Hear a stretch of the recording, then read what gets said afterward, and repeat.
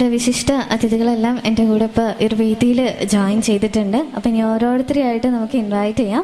Okay, അപ്പോൾ എല്ലാവരും റെഡിയാണെന്ന് ഞാൻ വിശ്വസിക്കുന്നു. അപ്പോൾ ആദ്യമായി നമ്മുടെ ഒരു ചടങ്ങിന് എത്തിച്ചേർന്ന് നമുക്ക് ഏറ്റവും പ്രിയപ്പെട്ട നമ്മുടെ എല്ലാവരുടെയും പഞ്ചായത്ത് പ്രസിഡൻ്റായിട്ടുള്ള ബിനീഷ മുസ്തഫ മാമിനെയാണ് ആദ്യമായിട്ട് നമ്മുടെ ഒരു വലിയൊരു പ്രോഗ്രാമിലോട്ട് ആദ്യമായി തന്നെ ഞാൻ ഇൻവൈറ്റ് ചെയ്യുന്നു. പ്ലീസ്. അപ്പം നമ്മളൊരു ചെറിയ ബൊക്കെ കൊടുത്തിട്ടാണ് അവരെല്ലാവരെയും ഈ ഒരു വേദിയിലോട്ട് നമ്മൾ ഒഫീഷ്യലി ഇൻവൈറ്റ് ചെയ്യുന്നത്. അടുത്തതായിട്ട് നമ്മുടെ കലാ നിരൂപകനെയാണ് ഞാൻ ഒരു വേദിയിൽ ഇൻവൈറ്റ് ചെയ്യാനായിട്ട് ആഗ്രഹിക്കുന്നത്. E Jayakrishnan sir, please.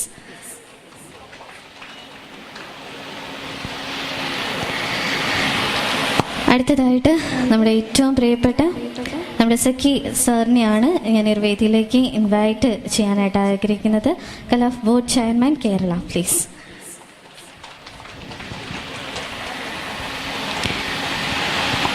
അടുത്തതായിട്ട് നമ്മുടെ ഏറ്റവും പ്രിയങ്കരൻ VK അബ്ദുൾ ഖാദർ സാറിനെയാണ് ഈ ഒരു വേദിയിലേക്ക് ഞാൻ ഇൻവൈറ്റ് ചെയ്യാനായിട്ട് ആഗ്രഹിക്കുന്നത്. Superintendent of police and controller legal metrology Kerala. അടുത്തതായിട്ട് കവിയും ഗാന രചയിതാവുമായിട്ടുള്ള നമ്മുടെ ഏറ്റവും പ്രിയപ്പെട്ട ഹരിനാരായണൻ സാറിനെയാണ് ഞാൻ ഒരു വേദിയിലേക്ക് ഇൻവൈറ്റ് ചെയ്യുന്നത്. പ്ലീസ്.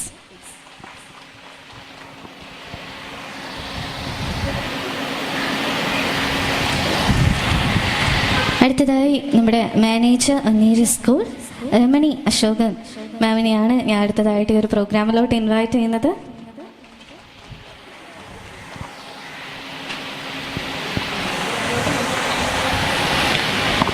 അടുത്തതായിട്ട് നമ്മുടെ എല്ലാവരുടെയും പ്രിയങ്കനായിട്ടുള്ള Narayanan മാസ്റ്ററെയാണ് ആവണാവ് Narayanan master sir.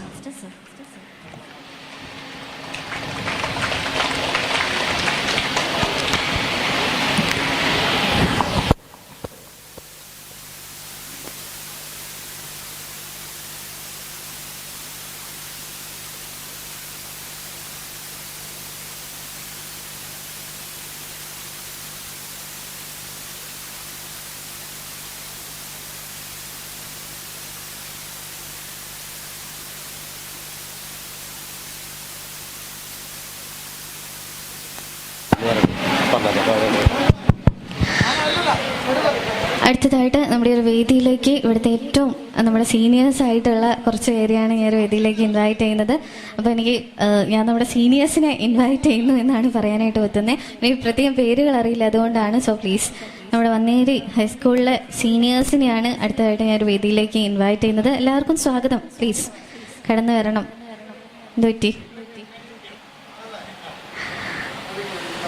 Yes, അപ്പോൾ അവരോട് ഫ്രണ്ടിൽ തന്നെ അവരുടെ ഒരു സാന്നിധ്യം എല്ലാം അറിയിച്ചുകൊണ്ട് തന്നെ ഇരിക്കുന്നുണ്ട്. Thank you so much. അപ്പോൾ ഇനി അടുത്തതായിട്ട് നമ്മുടെ വേദിയിലെ പ്രോഗ്രാംസൊക്കെ നമ്മളിങ്ങനെ സ്റ്റാർട്ട് ചെയ്യാനായിട്ട് പോവാണ്. അപ്പോൾ നമുക്കൊരു വിശിഷ്ട അതിഥിയും കൂടിയുണ്ട്. മറ്റാരും തന്നെയല്ല, നമുക്ക് ഏറ്റവും പ്രിയപ്പെട്ട നമ്മുടെ റഫീഖ് അഹമ്മദ് സാറാണ്. അപ്പോൾ അദ്ദേഹം നമ്മുടെ കൂടെ കുറച്ച് വൈകിയാലും ജോയിൻ ചെയ്യുന്നതായിരിക്കും എന്ന് ഞാൻ അറിയിക്കുകയാണ്. Okay, yes. അപ്പോൾ ഇനി നമ്മുടെ വേദിയിലെ ആ ഒരു പ്രോഗ്രാംസിലോട്ടാണ് നമ്മൾ മൂവ് ചെയ്യാനായിട്ട് പോകുന്നത്. ആദ്യമായി തന്നെ സ്വാഗതം പറയുന്നതിനായിട്ട് I would like to invite Tajuddin, please.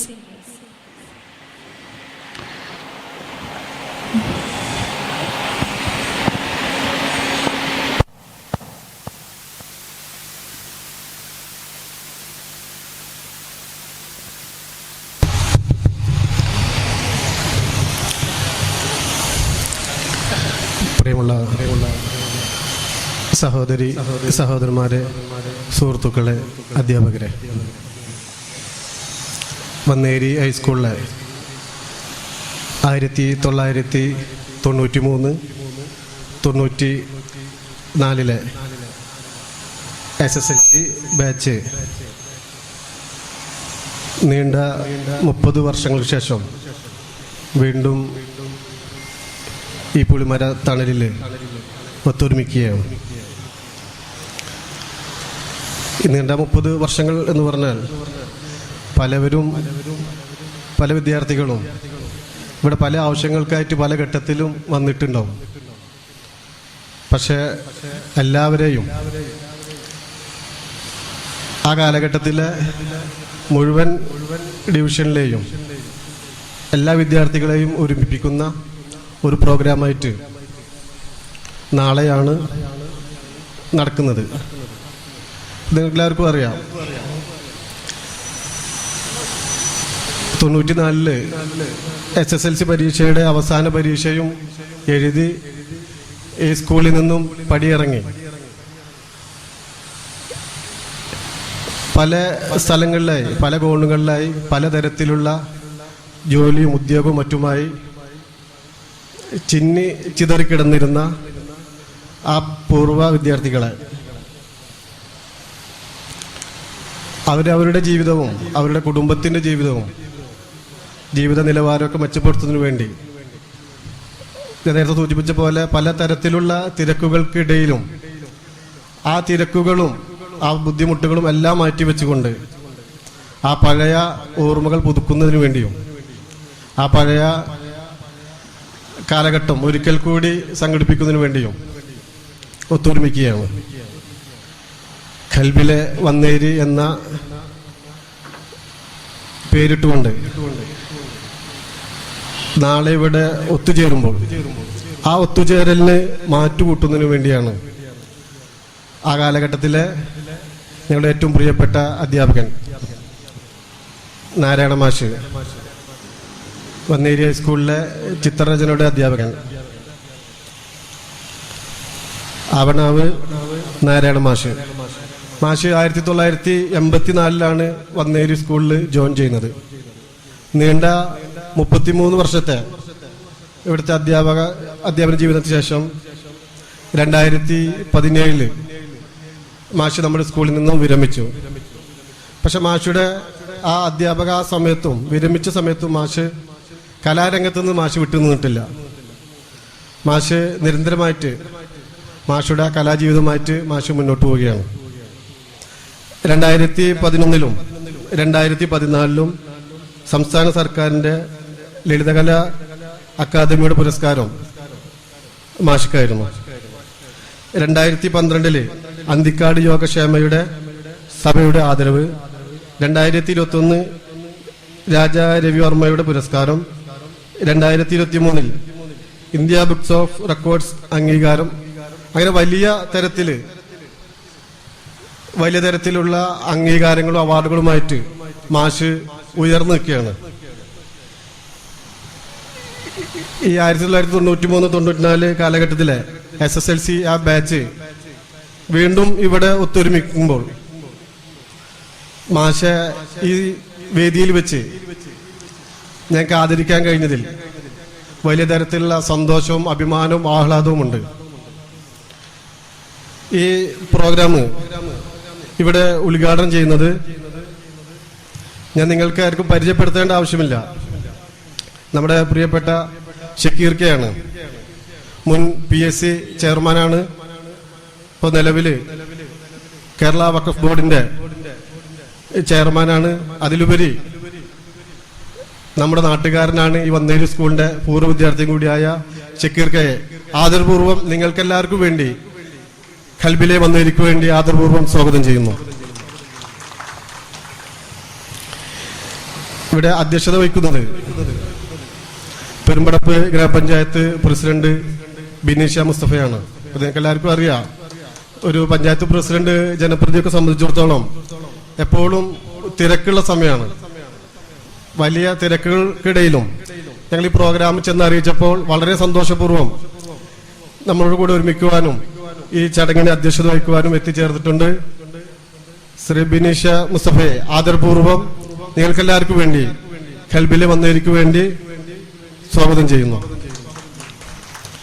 ഇവിടെ മുഖ്യ പ്രഭാഷണം നടത്തുന്നത് VK Abdul Khader, superintendent of പോലീസാണ്. ലീഗൽ മെട്രോളജിയുടെ ചെയർമാനാണ്. നമ്മുടെ നാട്ടുകാരനാണ്, പ്രത്യേകിച്ച് വന്നേരി നാടിന്റെ അഭിമാനം. അദ്ദേഹം ഒരു കലാകാരനാണ്, കവിയാണ്. ശരിക്കും പറഞ്ഞാൽ നമ്മുടെ സിനിമയിലൊക്കെ പറയല്ലോ കാക്കിക്കുള്ളിലെ കലാകാരൻ. യഥാർത്ഥത്തിൽ അബ്ദുൽ ഖാദർ സാറ് അങ്ങനെയുള്ള ഒരു കലാകാരനാണ്. സാറിന് ആദരപൂർവ്വം നിങ്ങൾക്ക് എല്ലാവർക്കും വേണ്ടിയും ഖൽബിൽ വന്നേരിക്ക് വേണ്ടിയും സ്വാഗതം ചെയ്യുന്നു. ഇവിടെ ആദരിക്കലും കവർ പേജിന്റെ പ്രകാശവും നടത്തുന്നത് ഹരിനാരായണനാണ്. നേരത്തെ സൂചിപ്പിച്ച പോലെ ഹരിനാരായണനെ പ്രത്യേകിച്ച് പരിചയപ്പെടുത്തേണ്ട ആവശ്യമില്ല, നമുക്ക് എല്ലാവർക്കും അറിയാം. കവിയാണ്, ഗാനരചയിതാവാണ്. കലാ സാംസ്കാരിക രംഗങ്ങളിൽ എന്നും നിറസാന്നിധ്യമായിട്ട് നിൽക്കുന്ന ഹരിനാരായണനെ വളരെ ആദരപൂർവ്വം കൽബിലെ വന്നവർക്ക് വേണ്ടി സ്വാഗതം ചെയ്യുന്നു. ഇവിടെ മാഷുടെ ഒരുപാട് ചിത്രങ്ങളുടെ പ്രദർശനം നടക്കുന്നുണ്ട്. ഈ പ്രോഗ്രാം കഴിഞ്ഞാൽ ആ ചിത്ര പ്രദർശനത്തിന്റെ ഉദ്ഘാടനം കൂടിയുണ്ട്. ആ ഉദ്ഘാടനം നിർവഹിക്കുന്നത് നമ്മുടെ വന്നേരി സ്കൂളിന്റെ മാനേജർ കൂടിയായ രമണി അശോകനാണ്. മാഡത്തിനെ ഞങ്ങൾ ഈ പരിപാടിയുമായി ബന്ധപ്പെട്ട് ഞങ്ങൾ ചെന്ന് കണ്ടിരുന്നു. വളരെ സന്തോഷപൂർവ്വം ഈ പ്രോഗ്രാമിന്റെ വിജയത്തിന് വേണ്ടി ഞങ്ങളുടെ കൂടെ എല്ലാ കാര്യങ്ങളിലും ഇടപെടുന്നതിന് വേണ്ടിയും അതുപോലെ എല്ലാ സൗകര്യം ഒരുക്കുന്നതിന് വേണ്ടിയും നല്ല ഇടപെടൽ നടത്തിയ രമണിയച്ചിയെ ആദരപൂർവ്വം ഈ വേദിയിലേക്ക് കൽബിലെ വന്നേരിക്ക് വേണ്ടി സ്വാഗതം ചെയ്യുന്നു. ഈ പ്രോഗ്രാമിന് ആശംസ അറിയിച്ചുകൊണ്ട് ഞങ്ങളുടെ ബാച്ചിലെ ഷൈനി സുരേഷ് സംസാരിക്കും. ഷൈനി സുരേഷിനെ ആദരപൂർവ്വം സ്വാഗതം ചെയ്യുന്നു. അതുപോലെ തന്നെ ഖദീജ ഖാദർ സംസാരിക്കും. ഖദീജ ഖാദറിനെ ആദരപൂർവ്വം സ്വാഗതം ചെയ്യുന്നു. ഇവിടെ മറുപ്രസംഗം നടത്തുന്നത് നമ്മുടെ പ്രിയപ്പെട്ട നാരായണ മാഷാണ്. നാരായണ മാഷെ ഒരിക്കൽ കൂടി സ്വാഗതം ചെയ്യുന്നു. ഈ യോഗത്തിന് നന്ദി അറിയിച്ചുകൊണ്ട് സംസാരിക്കുന്നത് പ്രജീഷയാണ്. പ്രജീഷയെയും വേദിയിലേക്ക് സ്വാഗതം ചെയ്തുകൊണ്ട് നിങ്ങളെല്ലാവരെയും ഈ പ്രോഗ്രാം വിജയിപ്പിക്കുന്നതിന് എത്തിച്ചേർന്ന മുഴുവൻ ആളുകളെയും ഒരിക്കൽ കൂടി സ്വാഗതം ചെയ്തുകൊണ്ട് ഈ യോഗത്തിന്റെ അധ്യക്ഷത വഹിക്കുന്നതിനു വേണ്ടി ബിനീഷ മുസ്തഫയോട് ആദരപൂർവ്വം ആവശ്യപ്പെട്ടുകൊണ്ട് നിർത്തുന്നു. പ്രിയമുള്ളവരെ, നന്ദി, നമസ്കാരം. Thank you so much. അപ്പം ഇനി അടുത്തതായിട്ട് അധ്യക്ഷ പ്രസംഗത്തിനായിട്ട് I would like to invite Bineesha Musthafa on the stage please.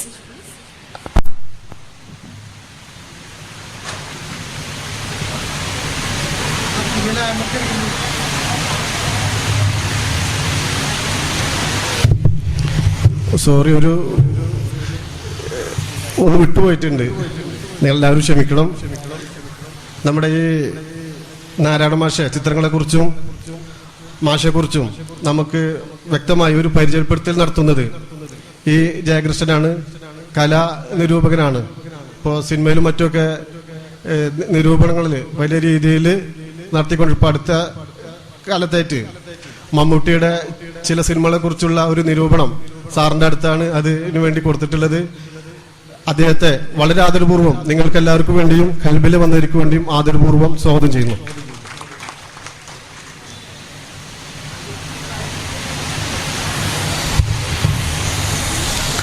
എല്ലാവർക്കും നമസ്കാരം. വളരെയധികം സന്തോഷം നിറഞ്ഞൊരു വേദിയാണ് ഇന്നത്തേത്. പൂർവ്വ വിദ്യാർത്ഥി എന്ന നിലയിലും ഈ കൽബിലെ വന്നേരി എന്ന ഈ കൂട്ടായ്മയിൽ അംഗമാവാൻ ക്ഷണിച്ചതിലും ആദ്യമായി ഈ ബാച്ചിനോട് നന്ദി അറിയിക്കുകയാണ്.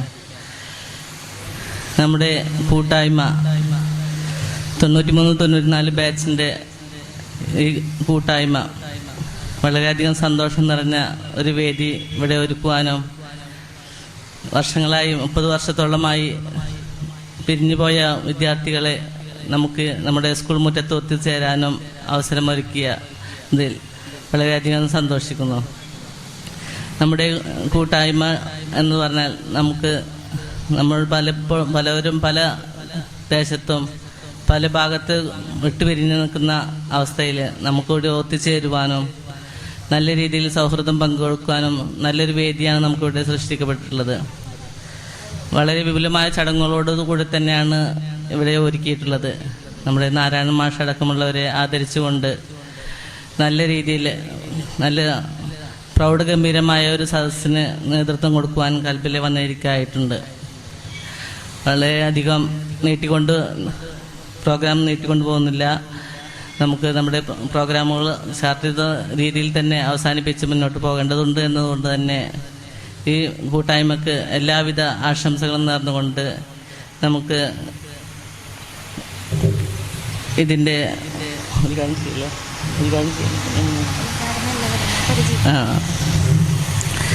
നമ്മുടെ ഇതിൻ്റെ ഈ കാര്യപരിപാടിയുടെ പരിചയപ്പെടുത്തലും അതുപോലെ തന്നെ നമ്മുടെ വേദിയിൽ പ്രസംഗിക്കുന്നതിനു വേണ്ടി നമ്മുടെ കലാനിരൂപകരനുമായ ഈ ജയരാജ് സാറിനെ ആദരപൂർവ്വം ക്ഷണിച്ചുകൊണ്ട് നിർത്തുന്നു.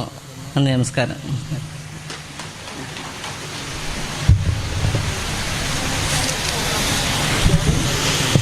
വേദിയിലും സദസ്സിലുമുള്ള പ്രമുഖ വ്യക്തികളെ, സുഹൃത്തുക്കളെ, എൻ്റെ പേര് ജയകൃഷ്ണൻ എന്നാണ്, ജയരാജ് എന്നല്ല.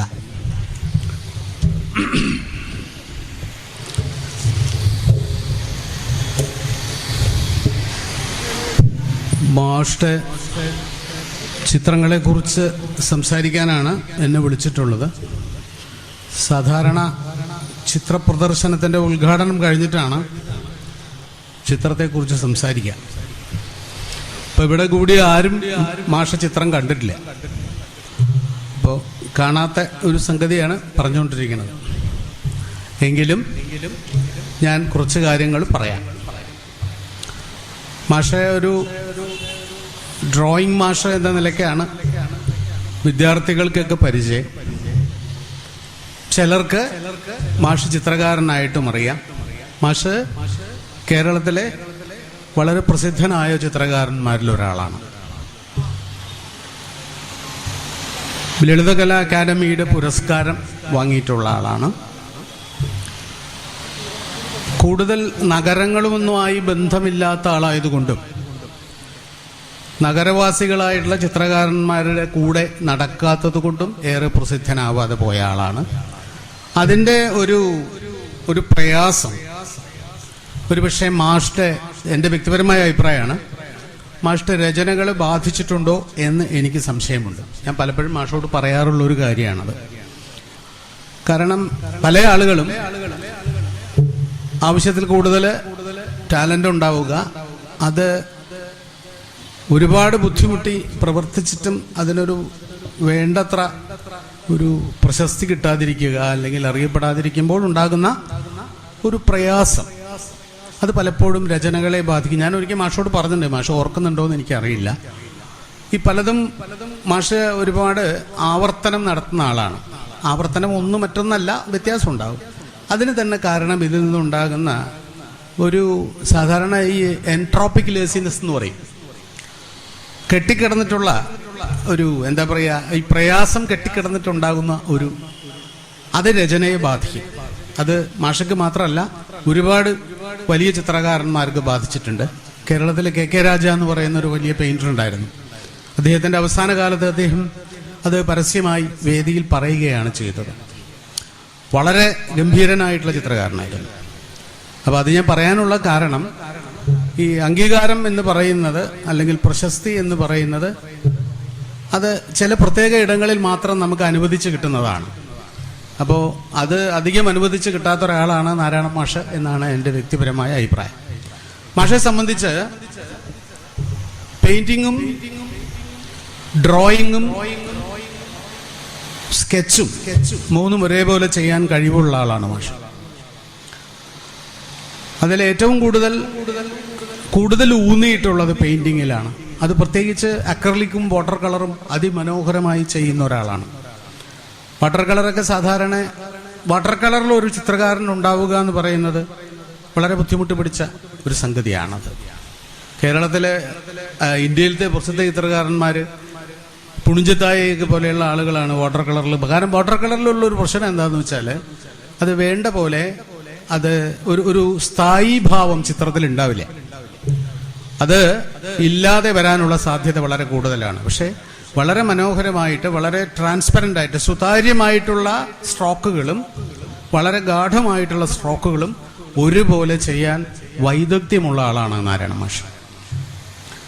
കുറേ കാര്യങ്ങൾ മാഷെക്കുറിച്ച് പറയാം. ഒരു 4-5 കാര്യങ്ങളെ ഞാൻ പറയുന്നുള്ളൂ. അത് നിങ്ങൾ ചിത്രം കാണുമ്പോൾ നിങ്ങൾക്ക് ഗുണമായെങ്കിൽ വളരെ നല്ലത്. മാഷ്ടെ ചിത്രങ്ങളിൽ നമ്മൾ സാധാരണ കാണുന്ന വളരെ നാട്ടുംപുറത്ത് ജീവിച്ച ഒരാളുടെ സങ്കല്പങ്ങളും നഗരവുമായി അധികം ഇടപെടാത്ത ഒരാളുടെ സങ്കല്പങ്ങളും തമ്മിലുള്ള ഒരു ചേർച്ച, അതിന് സാധാരണഗതിയിൽ പറയുക ദ്വന്ദ്വം എന്ന് പറയും.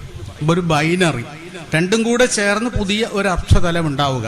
രണ്ടും പരസ്പര വിരുദ്ധമാണെന്ന് തോന്നും, പക്ഷേ പരസ്പര വിരുദ്ധമല്ല. മാഷ്ട ചിത്രങ്ങളിൽ ആവർത്തിച്ച് കാണുന്ന ഒരു സംഭവം കെട്ടിടങ്ങളാണ്.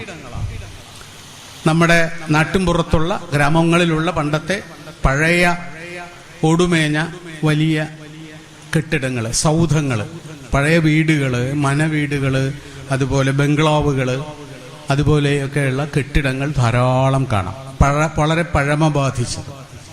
അതേപോലെ ചതുരക്കള്ളികളായി ഉയർന്നു നിൽക്കുന്ന ധാരാളം കെട്ടിടങ്ങളും മാഷ്ടചിത്രങ്ങളിൽ നമുക്ക് കാണാം. ഈ ഒരു വൈരുദ്ധ്യം എന്ന് പറയുന്നത് ഒരു സങ്കല്പത്തിന്റെ രണ്ട് ഭാഗമാണ്. അപ്പൊ നഗരത്തോടുള്ള ഉയർന്നുയർന്ന ആകാശത്തേക്ക് പോകുന്ന കെട്ടിടങ്ങളാണ് മാഷ് വരച്ചിട്ടുണ്ടാവുക. കെട്ടിടങ്ങൾ ഇങ്ങനെ ചതുരക്കള്ളികളായിട്ട് ഉയർന്നുയർന്ന ആകാശം തൊട്ടു പോകുന്നതായിട്ട് നമുക്ക് തോന്നും. പക്ഷെ അവിടെ മാഷ് ചെയ്യുന്ന ഒരു കാര്യം, ആ തൊട്ടുപോകുന്ന ആകാശം തൊട്ടുപോകുന്ന കെട്ടിടങ്ങളോടൊപ്പം തന്നെ ഒരു ആളെ അവിടെ നിർത്തും. ആ ആള് ഈ കെട്ടിടത്തിന്റെ അതേ വലിപ്പത്തിലാണ്. അതാണ് ചിത്രകാരന്റെ പ്രഖ്യാപനം എന്ന് പറയുന്നത്. അതായത് വലിയ വലിയ സൗധങ്ങളൊന്നും തന്നെ മനുഷ്യനെ എത്ര കേവലനായാലും അയാളെ വിഴുങ്ങില്ല എന്നുള്ള കലാകാരന്റെ ഒരു പ്രഖ്യാപനമാണ് ആ ചിത്രത്തിൽ നമ്മൾ കാണുന്നത്. അതുപോലെ ഏറ്റവും കൂടുതൽ ഈ മരങ്ങള്, പുൽമേടുകള്, ഇതൊക്കെ മാഷ്ടചിത്രങ്ങളിൽ ധാരാളം കാണാം. അപ്പൊ സാധാരണ നമ്മൾ പുൽമേടുകള് നിറത്തിൽ വരയ്ക്കുമ്പോൾ പച്ചയാണ് കാണുക. പക്ഷെ മാഷ്ടചിത്രങ്ങളിൽ പലതിനും പല വർണ്ണങ്ങൾ കാണാം. പുൽമേടുകൾക്ക് അധികവും കാണുക ഇളം പച്ചയാണ്. പിന്നെ നമ്മൾ പറയുന്ന ഈ ക്രോം യെല്ലോ എന്ന് പറയുന്ന ഒരു നിറമുണ്ട്, ഈ നെല്ലൊക്കെ വിളഞ്ഞു നിൽക്കുന്ന നെല്ലിന്റെ നിറം. അത് ധാരാളം കാണാം എല്ലാ ചെടികൾക്കും മറ്റു കാര്യങ്ങൾക്കൊക്കെ. എന്ന് മാത്രമല്ല ഒറ്റ ചിത്രമായിട്ടാണ്. പരന്ന ലാൻഡ്സ്കേപ്പുകളെക്കാൾ കൂടുതൽ ഒറ്റ ചിത്രമാണ്. ആ ഒരു മരം നിൽക്കുന്നത് കണ്ടാൽ ഒരു മനുഷ്യൻ നിൽക്കുന്നതാണോ എന്ന് നമുക്ക് തോന്നും. അപ്പൊ ഈ മനുഷ്യനും മരവും തമ്മിലുള്ള ഒരു ബന്ധം ചിത്രത്തിൽ ധാരാളം ആഖ്യാനം ചെയ്തിട്ടുണ്ട് നാരായണ മാഷ്. ചില ആളുകൾ നിൽക്കുന്ന അതിന്റെ പിന്നിൽ ഒരു മരമുണ്ടാകും. നമുക്ക് രണ്ട് കാര്യമാണ് തോന്നുക. ഒന്നുകിൽ ഈ മരം ഇയാളെ പിന്നിൽ നിന്നും മുളച്ചതാണ്, അല്ലെങ്കിൽ ഈ മരത്തിൽ നിന്ന് ഇയാൾ മുളച്ചതാണ്. ഇത്തരത്തിലുള്ള ഒരു തന്മയീഭാവം നാരായണ മാഷ ചിത്രത്തിൽ ധാരാളമായി കാണും. അതേപോലെ തന്നെ മൃഗങ്ങളും.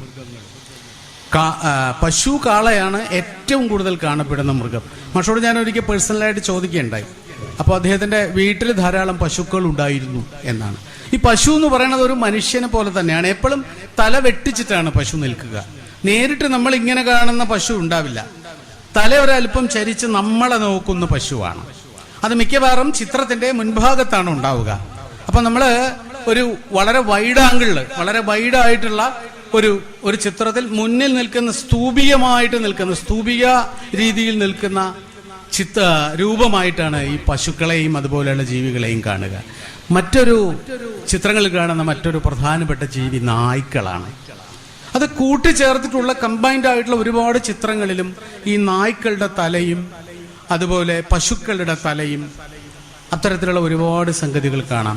അതായത് നമ്മൾ സാധാരണഗതിയിൽ പറയുന്ന ഒരു പ്ലെയിനൽ, അതായത് സ്ഥായിയായ ഒരു പ്രതലത്തിലല്ല, നിവർത്തി വെച്ച ഒരു ബോർഡിൽ തൂക്കിയിട്ട പോലെയാണ് ഈ വസ്തുക്കള്, അതായത് കെട്ടിടങ്ങളായാലും ശരി, മനുഷ്യരായാലും ശരി, മൃഗങ്ങളായാലും ശരി, മാഷ്ട ചിത്രത്തിൽ കാണുന്നത്. ഇത് അദ്ദേഹത്തിന്റെ ഒരു രീതിയാണ്.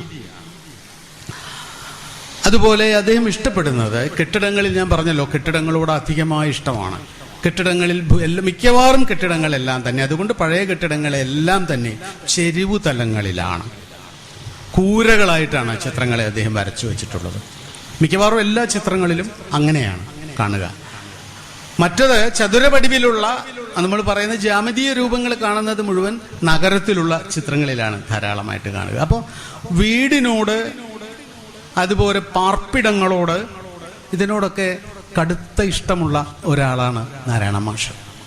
ഇതുപോലെ ഒരു പാർപ്പിടങ്ങളെ കുറിച്ച് ഏറ്റവും കൂടുതൽ ചിത്രം വരച്ചിട്ടുള്ള ഒരു ചിത്രകാരൻ ഉണ്ടായിരുന്നു ഇന്ത്യയിൽ. അദ്ദേഹം മരിച്ചുപോയി. അടുത്ത കാലത്താണ് മരിച്ചത്. മുഹമ്മദ് ഗുലാം ഷെയ്ഖ് എന്ന് പറയും. അദ്ദേഹത്തിന്റെ വളരെ പ്രസിദ്ധമായ ഒരു ചിത്രമുണ്ട്, returning home after long absence എന്ന് പറഞ്ഞൊരു ചിത്രമുണ്ട്. കുറേ ഇതുപോലെ ഇങ്ങനെയുള്ള, അതായത് മേൽക്കൂരയുള്ള കുറേ കെട്ടിടങ്ങളുടെ, പരന്നു കിടക്കുന്ന കെട്ടിടങ്ങൾക്ക് ഇടയിൽ ഒരാൾ നിൽക്കുന്നത് പോലെ തോന്നിപ്പിക്കുക എന്നുള്ളതാണ്. വരയ്ക്കുന്നയാൾ തന്നെ ഈ കാഴ്ച കണ്ട് നിൽക്കുന്ന പോലെ തോന്നിപ്പിക്കുന്ന ഒരു രീതി ഗുലാം ഷെയ്ഖിന്റെ ചിത്രങ്ങളിലുണ്ട്, അത് മാഷ്ട ചിത്രങ്ങളിലുണ്ട്. നിങ്ങൾ ലാൻഡ്സ്കേപ്പ് നോക്കുക, ആ ലാൻഡ്സ്കേപ്പിൽ എവിടെയോ ആ ഭൂഭാഗത്തെ നോക്കി നിൽക്കുന്ന വരയ്ക്കുന്ന ആളെ കാണാം. അത് നമ്മൾ സൂക്ഷിച്ചു നോക്കിയാൽ അറിയാം. കാണാം എന്ന് പറഞ്ഞാൽ അതിൽ നമുക്കത് സങ്കല്പിച്ചെടുക്കാൻ സാധിക്കും എന്നാണ് പറയുന്നത്. മാസ്റ്റർ ചിത്രങ്ങളുടെ വേറൊരു പ്രത്യേകത, ഒരു ചിത്രത്തിനകത്ത് വേറൊരു ചിത്രം എന്ന വളരെ വളരെ എന്താ പറയുക, ആദ്യകാലത്തുള്ള ചിത്രണ സമ്പ്രദായത്തിലെ ഫ്രെയിം ഇൻ ഫ്രെയിം എന്ന് പറയുന്ന ഒരു ചിത്രണ സമ്പ്രദായം മാഷയുടെ ചിത്രങ്ങളിൽ ഉടനീളം നമുക്ക് കാണാം. അടുത്ത കാലത്ത് വന്ന ആനകൾ അപൂർവമായിട്ടേ വരാറുള്ളൂ. ഒരു വലിയ കെട്ടിടവും ആ കെട്ടിടത്തിന്റെ മുൻപിൽ തലയോട് തല ചേർത്ത് നിൽക്കുന്ന 2 ആനകളെ വരച്ചു വെച്ചിട്ടുണ്ട്. നമ്മൾ വളരെ സൂക്ഷ്മമായി നോക്കിയാലാണ് നമുക്ക് മനസ്സിലാവുക. അത് ഒരു കാഴ്ചപ്പാടിന്റെ, ഒരു കാഴ്ചയുടെ വിഷയമാണ്. ഇത്തരത്തിലുള്ള അനവധി അപൂർവമായ കാഴ്ചകൾ നമുക്ക് കാണാൻ സാധിക്കും. മാസ്റ്റർ ചിത്രം എനിക്ക് പലപ്പോഴും കാണുമ്പോൾ തോന്നിയിട്ടുള്ളത്, കേരളത്തിൽ ഒരു വലിയ പെയിന്റർ ഉണ്ടായിരുന്നു, മാധവ മേനോൻ എന്ന് പറഞ്ഞിട്ട്, എറണാകുളത്ത്. അദ്ദേഹം കേരളത്തിലെ ഏറ്റവും വലിയ ചിത്രകാരനാണ്. ഞാൻ നേരത്തെ പറഞ്ഞ അതിൽ പെട്ട ഒരാളാണ്. ലളിതകലാ അക്കാദമിയുടെ, അന്ന് ലളിതകലാ അക്കാദമിയല്ല, ചിത്രകലാ അക്കാദമിയാണ്, അതിലെ ഔദ്യോഗിക സ്ഥാനത്തൊക്കെ ഇരുന്നിട്ടുള്ള ആളാണ്. പക്ഷേ മാധവ മേനോന്റെ ഒരു ചിത്രകലാ പ്രദർശനം 1-2 തവണ മാത്രമേ കേരളത്തിൽ നടന്നിട്ടുള്ളൂ. മാധവ മേനോന്റെ വരകളില് ഈ മരങ്ങളും, മാധവ മേനോൻ ഏറ്റവും കൂടുതൽ ഉപയോഗിച്ചിട്ടുള്ള ജീവി എന്ന് പറയുന്നത്, മനുഷ്യനേക്കാൾ കൂടുതൽ മാധവമേനോന്റെ ചിത്രങ്ങളിൽ വരുന്നത് കിളികളാണ്. ആ കിളികളുടെ രൂപവും മരത്തിന്റെ രൂപവുമൊക്കെ മാധവമേനോന്റെ ഒരു തുടർച്ചയായിട്ട് എനിക്ക് പലപ്പോഴും മാസ്റ്റർ ചിത്രങ്ങളിൽ തോന്നിയിട്ടുണ്ട്. ഇത് ഞാൻ പറയുന്നത് ചിത്രത്തോട് താല്പര്യമുള്ള ആളുകൾക്ക് എപ്പോഴെങ്കിലും ആലോചിക്കാവുന്ന കാര്യമായിട്ടാണ്. ഈ കിളികളും പക്ഷികളും ജന്തുക്കളും എല്ലാം ധാരാളമായിട്ട് ചിത്രങ്ങളിൽ വരുന്നത് ഏഷ്യൻ ചിത്രങ്ങളുടെ ഒരു പ്രത്യേകതയായിട്ടാണ് പറയപ്പെടുന്നത്. ഓറിയന്റൽ ആയിട്ടുള്ള ചിത്രകലയിൽ അത് വരുന്നു. ജപ്പാൻ ചിത്രകലയിൽ ധാരാളമായിട്ട് കാണാം, ചൈനീസ് ചിത്രകലയിൽ കാണാം, കൊറിയൻ ചിത്രകലയിൽ കാണാം. ഇപ്പോൾ ജപ്പാനിലെ ഹൊക്കുസായി എന്ന് പറയുന്ന വലിയൊരു ചിത്രകാരനുണ്ട്. ആ ചിത്രകാരന്റെ ചിത്രത്തിനോടുള്ള സാധർമ്യമാണ് ഞാൻ നേരത്തെ പറഞ്ഞ മാധവ മേനോന്റെ ചിത്രത്തിലുള്ളത്. അദ്ദേഹത്തിന്റെ വളരെ പ്രസിദ്ധമായിട്ടുള്ള ഒരു ചിത്രമുണ്ട്, വേവ്സ് എന്ന് പറഞ്ഞിട്ട്. ആ ചിത്രം നിങ്ങൾ എപ്പോഴെങ്കിലും ഒന്ന് നെറ്റിൽ അടിച്ചു നോക്കുക, ഹൊക്കുസായി എന്ന് അടിച്ചാൽ കിട്ടും. ആ വലിയ തിരമാലകൾ ഇങ്ങനെ പൊന്തി വരുന്ന പോലെയുള്ള ഒരു ചിത്രമാണ്. പക്ഷെ ആ തിരമാലകൾക്ക് നമ്മുടെ അനന്തശയനത്തില് കിടക്കുന്ന, മഹാവിഷ്ണു കിടക്കുന്ന അനന്തശയനത്തില് അനന്തൻ പത്തി വിടർത്തി നിൽക്കുന്ന പോലെയുള്ള ഒരു ഫീല് നമുക്ക് കിട്ടും. ഇത് ഏഷ്യൻ ചിത്രണ രീതിയുടെ ഒരു പ്രത്യേകതയാണ്. ഞാൻ പറഞ്ഞു വരുന്നത്, ഏഷ്യൻ ചിത്രകലയുടെ, ഏഷ്യൻ ചിത്രണ സമ്പ്രദായത്തിന്റെ എല്ലാ തരത്തിലുള്ള അംശങ്ങളും ആവാഹിച്ചിട്ടുള്ള ഒരാളാണ് നാരായണ മാഷ് എന്നാണ് എനിക്ക് മാസ്റ്റർ ചിത്രങ്ങളെക്കുറിച്ച് തോന്നിയിട്ടുള്ളത്. മാസ്റ്റർ ചിത്രങ്ങളെ ഞാൻ ഏറ്റവും കൂടുതൽ അടുക്കുന്നത് മാസ്റ്റർ ചിത്രങ്ങളുമായിട്ട് നമ്മുടെ കൊറോണ കാലത്താണ്. അന്നാണ് അദ്ദേഹം എന്നെ ഈ വാട്സാപ്പ് ഗ്രൂപ്പിൽ ചേർക്കുന്നത്. ഈ കൊറോണ കൊണ്ട് കിട്ടിയ ഒരു ഗുണം അതാണ്. ഒരു പുതിയ, എന്താ പറയുക, നമ്മളിപ്പോൾ അതിനെ ഒരു ടെക്നോ കൾച്ചറൽ എന്നൊക്കെ പറയാൻ വേണമെങ്കിൽ, സാങ്കേതിക വിദ്യ കൊണ്ട് ഒരു സംസ്കാരം ഉൽപ്പാദിപ്പിക്കുന്ന ഒരു സംഭവമാണ്. കാരണം വലിയ വലിയ ചിത്രകാരന്മാരുടെ ചിത്രം നമ്മളുടെ ചെറിയ ഈ കൈക്കകത്ത് വെക്കുന്ന 4ാം സ്ക്രീൻ, 4th സ്ക്രീനാണ്, 4ാം തിരശ്ശീല, അതായത് മൊബൈല്. ഈ മൊബൈല് നമുക്ക് കിട്ടും എന്ന് മാത്രമല്ല, ഈ ചിത്രം അയച്ചു കിട്ടുന്നതോടുകൂടി നമ്മൾ ഈ ചിത്രത്തിന്റെ ഉടമ കൂടിയാണ്. ഉടമ എന്ന് പറഞ്ഞാൽ നമുക്കത് സൂക്ഷിച്ചു വെക്കാം. നമ്മൾ ഈ ചിത്രത്തെ ക്യൂറേറ്റ് ചെയ്യുന്നു. അപ്പൊ അങ്ങനെ വളരെ ദൂരെ ഇരുന്ന് ക്യൂറേറ്റ് ചെയ്യാനുള്ള ഒരു ഭാഗ്യം ഈ കോവിഡിന്റെ കാലത്ത് ഉണ്ടായിട്ടുണ്ട്. ആ കാലത്ത് മാസ്റ്റർ ചിത്രങ്ങള് ഒരുപാട് കൃത്യമായി വായിക്കപ്പെട്ടിട്ടുണ്ട്. കാരണം ഇത് കിട്ടിയാൽ തുറന്നു നോക്കാതിരിക്കാൻ പറ്റില്ല. കാരണം വേറെ ജോലിയൊന്നും ഇല്ലാത്തത് കൊണ്ട്, കോവിഡ് ഉള്ള സമയത്ത് വേറെ ജോലി ഇല്ലാത്തത് കൊണ്ട് വാട്സാപ്പ് തുറന്നേ പറ്റൂ. അങ്ങനെ ആ ചിത്രങ്ങൾക്ക് ഒരുപാട് പ്രശസ്തി കിട്ടും. ഞാനിത് പറയാനുള്ള കാരണം, ഈ വാട്സാപ്പ് എന്ന് പറയുന്ന, നമ്മൾ പറയുന്ന 4ാം തിരശ്ശീല കൊണ്ട് നമുക്ക് കിട്ടിയിട്ടുള്ള ഗുണങ്ങളിൽ ഒന്ന് അതാണ്. അത് നാരായണ മാഷ ചിത്രങ്ങൾ ഒരുപാട്, ഞാൻ ഏറ്റവും കൂടുതൽ ചിത്രങ്ങൾ കണ്ടത് അപ്പോഴാണ്. ഇത് അദ്ദേഹത്തിന്റെ വരകളെ കുറിച്ചുള്ള, അതായത് ഡ്രോയിങ്സിനെ കുറിച്ചാണ് ഞാൻ ഇത്ര നേരവും പറഞ്ഞത്. പെയിന്റിങ്ങിനെ കുറിച്ചും പറഞ്ഞു. പക്ഷേ പെയിന്റിങ്ങിൽ മാഷിന്റെ ഏറ്റവും വലിയ പ്രത്യേകത, മാഷിന്റെ കളറുകളുടെ സ്കീം വളരെ വ്യത്യാസമുണ്ട്. നീലയാണെങ്കിലും ചുവപ്പ് മാഷ് അധികം ഉപയോഗിക്കാത്ത കളറാണ്. ഓറഞ്ചിനും ചുവപ്പിനും ഇടയ്ക്കുള്ള ഒരു പ്രത്യേക വർണ്ണമാണ് മാഷ് ചായക്കൂട്ടിൽ ഉപയോഗിക്കുന്നത്.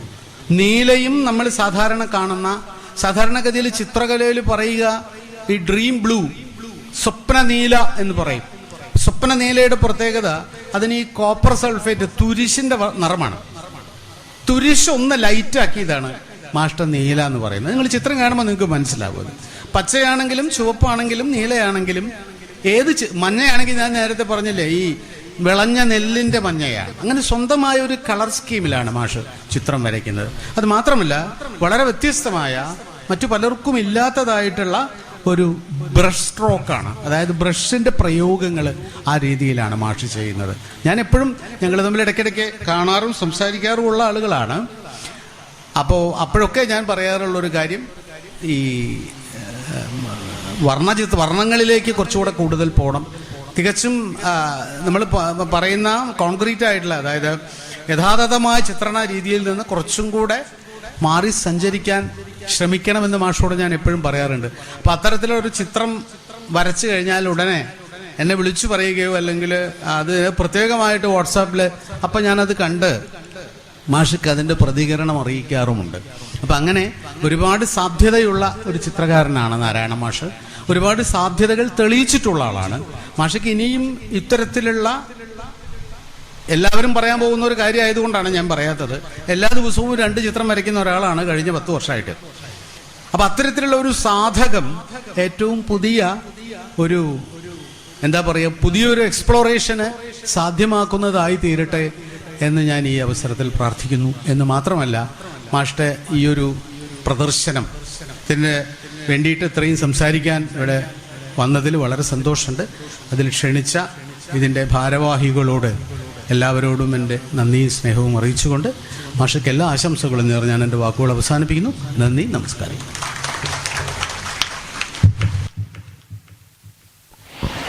Thank you so much sir. അടുത്തതായിട്ട് നമ്മുടെ ഒരു പ്രോഗ്രാം ഔദ്യോഗികമായിട്ട് ഉദ്ഘാടനം ചെയ്യുന്നൊരു ചടങ്ങാണ് ഈ ഒരു വേദിയിൽ നടക്കാനായിട്ട് പോകുന്നത്. അപ്പോൾ ഉദ്ഘാടകൻ നമുക്ക് ഏറ്റവും പ്രിയപ്പെട്ട നമ്മുടെ സക്കീർ സാറാണ്. അപ്പോൾ നമ്മുടെ വിശിഷ്ട അതിഥികൾ എല്ലാവരെയും ഞാൻ ഫ്രണ്ടിലോട്ട് ജോയിൻ ചെയ്യാനായിട്ട് റിക്വസ്റ്റ് ചെയ്യാണ്. ഇപ്പോൾ സക്കീർ സാറിനെ പറ്റി പറയുകയാണെന്നുണ്ടെങ്കിൽ അദ്ദേഹം BCom, LLB, അതുപോലെ തന്നെ MA, LLM എല്ലാം കംപ്ലീറ്റ് ചെയ്തിരിക്കുന്ന ഒരു വ്യക്തിയാണ്. നമ്മുടെ വന്നേരി ഹൈസ്കൂളിൻ്റെ പൂർവ്വ വിദ്യാർത്ഥിയും കൂടെയാണ് അദ്ദേഹം. തൃശ്ശൂരിലെ അഭിഭാഷകൻ, government leader and public prosecutor ആയിട്ട് സേവനം അനുഷ്ഠിച്ചിട്ടുണ്ട് അദ്ദേഹം. കൂടാതെ തന്നെ കേരള പബ്ലിക് സർവീസ് കമ്മീഷൻ മുൻ ചെയർമാനും കൂടിയാണ്. നിലവിലിപ്പോൾ കേരള നമ്മുടെ ഗവഫ് ബോർഡ് ചെയർമാനും കൂടിയാണ് അദ്ദേഹം. അപ്പോൾ നമ്മുടെ വേദിയിലെ ഈ ഒരു പ്രോഗ്രാം നമ്മൾ ഔദ്യോഗികമായിട്ട് ഉദ്ഘാടനം നിർവഹിക്കാനായിട്ട് പോവാണ്. അപ്പോൾ ആദ്യമായിട്ട് തിരി തെളിയിക്കുന്നത് നമ്മുടെ സക്കീർ സാറാണ്. ഔദ്യോഗികമായിട്ട് ഈ ഒരു ചടങ്ങ് ഉദ്ഘാടനം ചെയ്യുകയാണ് അദ്ദേഹം. നമുക്കെല്ലാവർക്കും നിറഞ്ഞ കൈയടികളോട് തന്നെ നമുക്ക് നമ്മുടെ ഒരു സന്തോഷം അറിയിക്കാം. പ്ലീസ് നല്ലൊരു കൈയടി, കമാ.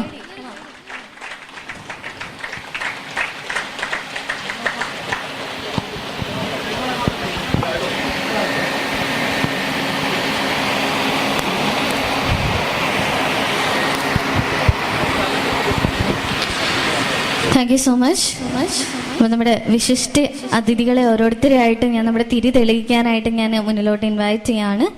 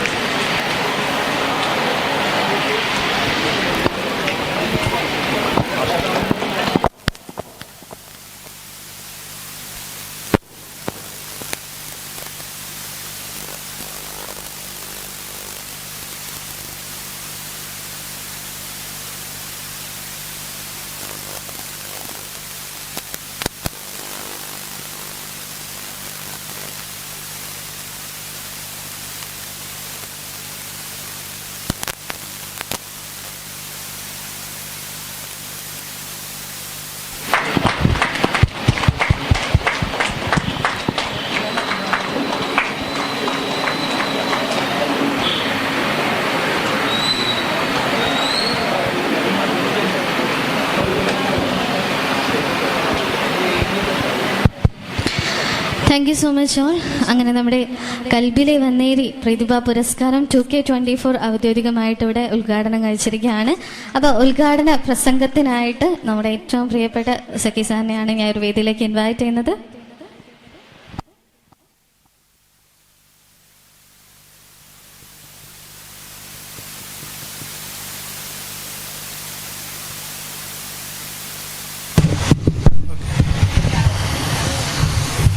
ഈ ചടങ്ങിൻ്റെ അധ്യക്ഷത വഹിക്കുന്ന പഞ്ചായത്ത് പ്രസിഡന്റ്, അതുപോലെ തന്നെ അതിഥികളായിട്ടുള്ള ജയകൃഷ്ണൻ, SP VK അബ്ദുൽ ഖാദർ, ഗാനരചയിതാവ് ഹരിനാരായണൻ, സ്കൂൾ മാനേജർ രമണി അശോകൻ, ആശംസകൾ അർപ്പിക്കുന്ന ഷൈനി സുരേഷ്, അജീസ് ഖാദർ, അതുപോലെ തന്നെ ഇന്നത്തെ കേന്ദ്ര കഥാപാത്രമായിട്ടുള്ള നാരായൺ മാസ്റ്റർ, അജീഷ, 93, 94 കാലഘട്ടങ്ങളിലെ പ്രിയപ്പെട്ട വിദ്യാർത്ഥികളെ, നമ്മൾ 2 ചടങ്ങാണ് ഇവിടെ സമന്വയിച്ച് നടക്കുന്നത്. ഒന്ന് 93, 94 കാലഘട്ടങ്ങളിലെ വന്നേരിയ സ്കൂളിലെ പൂർവ്വ വിദ്യാർത്ഥികളുടെ ഒത്തുകൂടലും, ആ ഒത്തുകൂടലിൻ്റെ ഭാഗമായി ഇന്ത്യയിൽ തന്നെ വളരെ പ്രധാനപ്പെട്ട അവാർഡുകളൊക്കെ ലഭിച്ചിട്ടുള്ള സ്വന്തം നാരായൺ മാഷ ആദരിക്കലും കൂടിയാവുമ്പോൾ ഈ ചടങ്ങിന് വീണ്ടും വീണ്ടും അർത്ഥവും ഗൗരവവും കൂടി വരികയാണ്. കുരുത്തക്കേട് തട്ടണ്ടെന്നുള്ളതുകൊണ്ടാണ് ആദ്യം തന്നെ ഏറ്റവും പഴയ വന്നേരിയ സ്കൂളിലെ വിദ്യാർത്ഥികളായിട്ടുള്ള ഈ 3 പേരെയും ബാക്കിലുള്ള അയമുക്കാനെയും ക്ഷണിച്ചത്. പക്ഷെ അത് കയറുന്നില്ല. ഈ സ്റ്റേജിലേക്ക് കയറാനുള്ള അവശത കൊണ്ടല്ല, മറിച്ച് നിങ്ങളോടൊപ്പം ഇരിക്കാനുള്ള താല്പര്യം കൊണ്ടാണ് അവർ താഴെ ഇരുന്നത്. അതുകൊണ്ട് അവരെ ഗുരുത്വം സ്വീകരിച്ചുകൊണ്ട് നമുക്ക് തുടങ്ങാം അല്ലേ. നമ്മൾ 1964 സ്കൂളിൽ ചേർന്നുകൊണ്ട് ഏകദേശം 3 വർഷത്തിൻ്റെ ഉള്ളിൽ ആദ്യ സ്കൂൾ ലീഡറായുള്ള ആളടക്കം ഇതിനകത്ത് ഇരിക്കുന്നുണ്ട്. അതിൽ സെക്രട്ടറി മാത്രമേ ഒഴിവുള്ളൂ. ലാസ്റ്റ് വളരെ യങ്ങായിട്ട് ഇപ്പോൾ അടുത്ത് റിട്ടയർ ചെയ്ത ആളാണ്. ബാക്കിയെല്ലാം പഴയവരാണ്. ഞാനാണെങ്കിൽ 1978-79 ഇവിടെ പഠിച്ചത്. അന്ന് പുളി മരമാണോ ആദ്യം വന്നത്, കെട്ടിടമാണോ എന്ന് ഇപ്പോഴും പരിശോധിച്ചുകൊണ്ടിരിക്കുകയാണ്. കാരണം ഈ പുളിമരത്തിനനുസരിച്ചിട്ടുള്ള കെട്ടിട നിർമ്മാണവും ആണോ സംഭവിച്ചത്, കെട്ടിടത്തിനനുസരിച്ച് പുളിമരം നടലാണോ എന്ന് പരിശോധിക്കപ്പെടേണ്ടതുണ്ട്. അന്ന് പുളിമരം ഉണ്ടോ? ഉണ്ട്. കാരണം എല്ലാ ക്ലാസ് റൂമിൽ ഇരുന്ന് കഴിഞ്ഞാലും നമുക്ക് ഈ പുളിമരത്തിനെ കാണാൻ കഴിയും. അമ്പലമുണ്ട്, ഒരു എന്ത് പറയാം, എന്തിനെ പറയാം, ഒരു നാലമ്പലമല്ല, ഈ ഭാഷ പറയുന്നതിനകത്ത് നമ്മളെ ഡാൻസൊക്കെ പഴയ കാലത്ത് പഠിപ്പിക്കുന്ന ഒരു ഇതുണ്ടായിരുന്നു. ആലുകെട്ടല്ല, കൂത്തമ്പലം. അപ്പം അന്ന് ആ കാലഘട്ടങ്ങളിൽ എല്ലാ ക്ലാസ് റൂമിൽ ഇരുന്നാലും ഈ മരത്തിനെ കാണാമായിരുന്നു. പക്ഷെ അന്നൊന്നും തന്നെ ഈ ചൂരൽ ലഭ്യമല്ലാത്ത, പര്യാപ്തമായ ചൂരൽ ലഭ്യമല്ലെങ്കിൽ പല അധ്യാപകരും ഈ പുളിമരത്തിനെ ആശ്രയിച്ചു അതിൻ്റെ കൊമ്പ് വെട്ടി നമ്മൾ അടിക്കും. ഇപ്പോഴും ഉറക്കെ പറയാനുള്ളത്, നമ്മളെ മർദ്ദിക്കാനുള്ള മർദ്ദനോപാധിയായിട്ടുള്ള ഈ ഈ വടി സംഭാവന ചെയ്ത ഈ പുളിമരത്തെയോ അടിച്ച അധ്യാപകനെ ഒന്നും നമ്മൾ വെറുക്കുന്നില്ല. നമ്മളെ നയിച്ച ആ 2 ഉപാധികളെയും നമ്മൾ അംഗീകരിച്ച മുന്നോട്ട് പോകുന്നത്. അതാണ് അതിൻ്റെ സംഭവം. ആ ചെറിയ വേദനകൾ നമ്മുടെ ഭാവിയിലേക്കുള്ള യാത്രയുടെ വലിയ നേട്ടങ്ങളായിരുന്നു എന്ന് തന്നെ നമ്മൾ കാണേണ്ടതുണ്ട്. അതുകൊണ്ട് നമ്മളിപ്പോൾ 93-94 കാലഘട്ടങ്ങളിലവരാണ് ഇപ്പോൾ ഈ കൂടിയിട്ടുള്ളത്. ഏകദേശം 45 വയസ്സ് കഴിഞ്ഞ് കാണും. അർദ്ധ സെഞ്ചുറി ആകുമ്പോഴേക്കും നമുക്ക് വീണ്ടും ഒന്ന് കൂടിയിരുന്നു കൊണ്ട് ആലോചിക്കണമെങ്കിൽ, നിങ്ങൾ നേരത്തെ പൂർവ്വ വിദ്യാർത്ഥി സംഗമം നടത്തുന്നത് നന്നായി. ഞങ്ങളിപ്പോൾ അടുത്ത് നടത്തിയപ്പോൾ ആദ്യം മരിച്ചവരെ ലിസ്റ്റ് എടുത്ത്, പിന്നെ അവശതരുടെ ലിസ്റ്റ് എടുത്ത്, അത് കഴിഞ്ഞ് കഷ്ടിച്ച് ഞങ്ങൾക്ക് 15 പേരെ കിട്ടിയുള്ളൂ. അപ്പം നമുക്ക് ചർച്ച ആരംഭിക്കാമെന്ന് പറഞ്ഞപ്പോൾ ഒരാൾ ഡയബറ്റിക്കിനെ കുറിച്ച് ചർച്ച, ഒരാൾ കാലിൽ വാദം വന്നതിന് ആയുർവേദം നല്ലതെന്നുള്ള ചർച്ച. അപ്പം ഞാൻ പറഞ്ഞു, പൊന്നാറ് പ്രിയപ്പെട്ടവരെ, നിങ്ങളെ ഈ അവസാന കാലഘട്ടങ്ങളിലുള്ള ബലക്ഷയത്തിൻ്റെ ചർച്ച നടത്താനല്ല നമ്മൾ ഒത്തുകൂടിയുള്ളത്. നമുക്ക് പഴയകാല ഓർമ്മകളിലേക്ക് ഒന്ന് തിരിച്ചു പോകാമെന്ന് പറയാണ്. അപ്പം നിങ്ങളൊക്കെ ഇങ്ങനെ തിരിച്ചു പോകുന്ന നല്ല രസകരമായ ഒരു കാലഘട്ടം ഇങ്ങനെ ഓർത്തെടുക്കുമ്പോൾ നമുക്കെന്താ വെച്ചാൽ ഒരുപാട് ജീവനും ഓർമ്മകളുണ്ടാവും. വന്നേരി സ്കൂളിലെ അതുവഴി വാഹനം ഓടിച്ചു പോകുമ്പോൾ അപ്പം ആ നിമിഷം നമുക്ക് ഓർമ്മ വരുന്ന ഓർമ്മ എന്താ? ഈ സ്ഥലം പാസ് ചെയ്യുമ്പോൾ അപ്പം നമ്മൾ കുട്ടിയാവും ഇല്ലേ? സത്യല്ലേ? ഈ ടച്ചിട്ട് ഇതിനെ പാസ് ചെയ്യുമ്പോൾ ഒരു നിമിഷം നമ്മളെ പഴയ ഒരു കാലഘട്ടങ്ങളിൽ കൊണ്ട് ഓർമ്മ വരും. അത് നല്ല കാലഘട്ടം. കാരണം വെച്ചാൽ ഒരു എല്ലാവിധ വികൃതികളെയും നിയമപരമായി അംഗീകരിക്കുന്ന കാലഘട്ടം. 18 വയസ്സായാൽ മാത്രമേ ക്രൈമാവുള്ളൂ. പിന്നീട് 16ആയി. അന്ന് എന്ത് ക്രൈമിനും പോലീസിനെ പോലും പിടിക്കാൻ പറ്റാത്ത രൂപത്തിൽ നിയമപരമായി പരിരക്ഷയുള്ള ഒരു കാലഘട്ടത്തിൽ ആവുന്നത്ര എല്ലാ വികൃതികളെയും നമ്മൾ കൂടെ നടത്തിക്കൊണ്ട് മുന്നോട്ട് കൊണ്ട ഒരു കാലഘട്ടത്തിൻ്റെ ഓർമ്മകൾ വീണ്ടും വീണ്ടും ചകച്ചെടുക്കുന്ന ഈ സംഭവം ഏറ്റവും നല്ലതാണ്. 93, 94 പ്രിയപ്പെട്ട വിദ്യാർത്ഥികൾ തൻ്റെ പ്രിയപ്പെട്ട അധ്യാപകന് ഈ രൂപത്തിൽ ഒരു പ്രദർശനം നടത്തിയ വന്നേരിയിലെ ഏറ്റവും പ്രധാനപ്പെട്ട ബാച്ചായിട്ടുള്ള 1ാം സ്ഥാനത്ത് നിൽക്കുന്ന ഒരു ബാച്ചായി നിങ്ങൾ പ്രഖ്യാപിക്കുന്നതിൽ ഒരു മടിയുമില്ല. ഇത് വിട്ടുപോയ സംഗതിയാണ്, ഞങ്ങൾക്ക് വിട്ടുപോയ സംഗതിയാണ്. അതാണ് പ്രശ്നം. അത് നടത്തി. അപ്പം ഇനി നമുക്ക് എല്ലാവർക്കും ഒരുമിച്ച് മാഷെ സംബന്ധിച്ചോളം മാഷെ സംബന്ധിച്ച് ജയകൃഷ്ണൻ മാഷ് പറയുകയുണ്ടായി. ഒരു നിരൂപണ സ്വഭാവത്തിൽ മാഷെ കൃത്യമായി വരച്ച് കാണിക്കുകയുണ്ടായി. അതും നമുക്ക് വലിയ ബോധനമാണ്. പഴയ കാലത്ത് ഈ ഫോട്ടോഗ്രാഫി ഒന്നും ഇല്ലാത്ത കാലഘട്ടങ്ങളിലെല്ലാം വരച്ചെടുത്തത് വെറും ഒരു ചിത്രകാരൻ്റെ ഭാവനയിലൂടെ കണ്ട് പകർത്തിയെടുക്കുന്ന ചിത്രങ്ങളായിരുന്നു. ആ ചിത്രങ്ങളാണ് ഈ ചരിത്രങ്ങളായി സൂക്ഷിക്കുന്നത്. ഇപ്പോൾ ജയകൃഷ്ണൻ മാഷ് പറയുന്നുണ്ട്, പഴയ കാലത്തെ പല കെട്ടിടങ്ങളും പലതും മാഷ് വരച്ചു എന്ന് പറയുന്നത് ഏകദേശം കുറച്ച് കാലങ്ങൾ കഴിഞ്ഞാൽ ഇങ്ങനെയൊക്കെ കെട്ടിടങ്ങൾ ഉണ്ടായിരുന്നു എന്ന് സംബന്ധിച്ചിട്ടുള്ള ചിത്രരചനകളെ തപ്പിപ്പോകുമ്പോഴാണ് മാഷെ രചനകൾക്ക് കൂടുതൽ കൂടുതൽ ജീവൻ ലഭിക്കുമെന്ന് ഉറപ്പ് തന്നെയാണ്, തർക്കമില്ല. നമുക്കറിയാം, ഞങ്ങളിവിടെ വന്നേരി ചരിത്രം ഉണ്ടാക്കുന്ന സമയത്ത് ഉമർ ഖാദിയുടെയും അതുപോലെ തന്നെ പനമ്പാട് കേശവ പണിക്കരുടെയും ചിത്രങ്ങൾ തേടി പോവുകയുണ്ടായിട്ടുണ്ട്. കൃഷ്ണപ്പണിക്കരുടെയും ഉമർ ഖാദിയുടെയും വളരെ വിദ്യാഭ്യാസ രംഗത്ത് ഒരുപാട് സ്കൂളുകൾ സ്ഥാപിച്ച പനമ്പാട് കൃഷ്ണപ്പണിക്കരും കേരളത്തിലെ സ്വാതന്ത്ര്യ സമര ചരിത്രത്തിന് നയിച്ച ഉമർ ഖാദിയുടെയും ചിത്രം കിട്ടാനില്ല. അങ്ങനെ ഉമർ ഖാദിയുടെ ചിത്രത്തിന് വേണ്ടി സൈനുദ്ദീൻക്കും ഇവരെ കൂടി ചെന്നപ്പോൾ വെളിയങ്കോട്ടുള്ള ഒരാൾ ഒരു ചിത്രം കൊടുത്ത് ഇതാണെന്ന് അറിഞ്ഞു. നോക്കുമ്പോൾ മൂപ്പര് വല്യപ്പാടം ഇത്രയായിരുന്നു. ഒന്ന് ആലോചിച്ച് നോക്കി, ആളെ തെറ്റിദ്ധരിക്കാൻ വേണ്ടിയിട്ട് കൃഷ്ണപ്പണിക്കർ കിട്ടുകയും ചെയ്തില്ല. അപ്പം നമ്മളത് രണ്ടും കൊടുത്തില്ല. ഇതാണ് സ്ഥിതി. അങ്ങനെ ഈ ചിത്രകാരന്മാർ അന്ന് ഉമർ ഖാദിയുടെയും കൃഷ്ണപ്പണിക്കരുടെയും മുഖം പകർത്തിയെടുക്കാൻ ഒരു നല്ല ചിത്രകാരൻ ഉണ്ടായിരുന്നെങ്കിൽ നമുക്ക് ആ ചരിത്രം നഷ്ടപ്പെടുമായിരുന്നില്ല. ഇതൊക്കെയാണ് സ്ഥിതികൾ. അപ്പോൾ എല്ലാം നഷ്ടപ്പെടാതിരിക്കാൻ, നമുക്ക് കൈമുതലായി സൂക്ഷിക്കാൻ ഈ രചനാ സ്വഭാവങ്ങളൊക്കെ തന്നെ ആയേ പറ്റൂ. അതുകൊണ്ട് ഈ മാഷെ മുക്തകണ്ഠം പ്രശംസിച്ചുകൊണ്ട് ഒരു പൂർവ്വവിദ്യാലയ വിദ്യാർത്ഥികൾക്ക് എല്ലാ അർത്ഥത്തിലും മാഷെ ഒപ്പം നിന്നുകൊണ്ട് ഇനിയും മാഷ് റിട്ടയർമെന്റ് ചെയ്താലും ഇതൊന്നും ഒരു കാരണമല്ല. അതൊരു സൂപ്പർ അന്വേഷണം എന്ന നിയമപരമായ ഒരു കാര്യം മാത്രമാണ്. ഇപ്പോൾ അബ്ദുൽ ഖാദർ റിട്ടയർ ചെയ്താൽ നിങ്ങൾ എന്തെങ്കിലും പറയുമോ? റിട്ടയർമെന്റ് എന്നതൊരു ഘടകമല്ല. അതുകൊണ്ട് മാഷ് വളരെ ശക്തമായി തൻ്റെ രചനാ സ്വഭാവങ്ങളായിട്ട് മുന്നോട്ട് പോകട്ടെ എന്ന് വീണ്ടും വീണ്ടും ആശംസിച്ചുകൊണ്ട് ഈ ചടങ്ങ് ഉദ്ഘാടനം ചെയ്ത് അറിയിക്കുന്നു.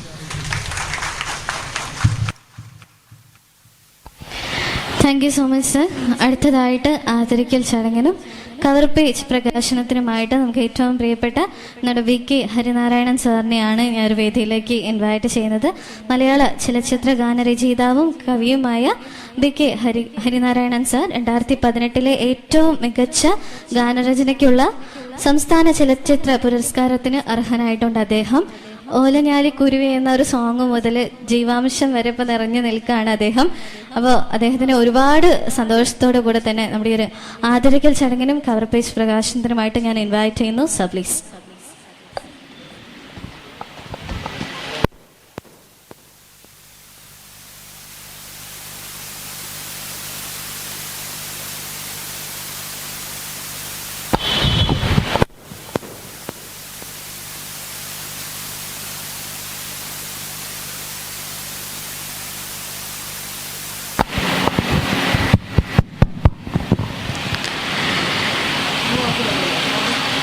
നമ്മുടെ ഏറ്റവും പ്രിയപ്പെട്ട നാരായണൻ മാഷിനെ നമ്മൾ ആദരിക്കുന്ന ചടങ്ങാണ് ഈ ഒരു വേദിയിൽ നടക്കുന്നത്. ആദരിക്കുന്നത് നമുക്ക് ഏറ്റവും പ്രിയങ്കരനായിട്ടുള്ള ഹരിനാരായണൻ സാറാണ്.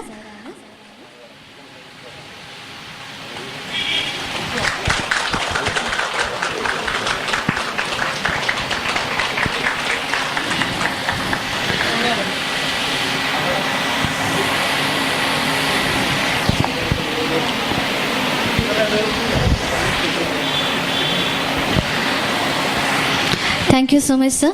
അടുത്തതായിട്ട് നമ്മുടെ കവർ പേജ് പ്രകാശനമാണ് ഈ ഒരു വേദിയിൽ നടക്കാനായിട്ട് പോകുന്നത്. അപ്പോൾ ഔദ്യോഗികമായിട്ട് അത് പ്രകാശനം ചെയ്യുന്നതിനായിട്ട് once again I would like to invite Harinarayanan sir on the stage please. നല്ലൊരു കൈഡി കൊടുക്കാം അല്ലേ? കമാ.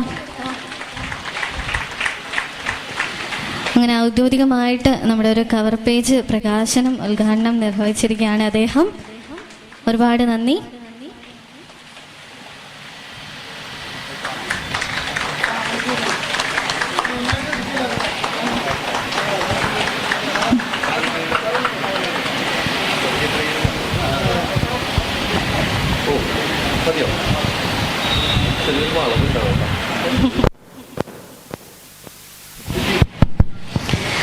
അടുത്തതായിട്ട് നമ്മളോട് 2 വാക്ക് സംസാരിക്കുന്നതായിട്ട് would like to invite Harinarayanan sir.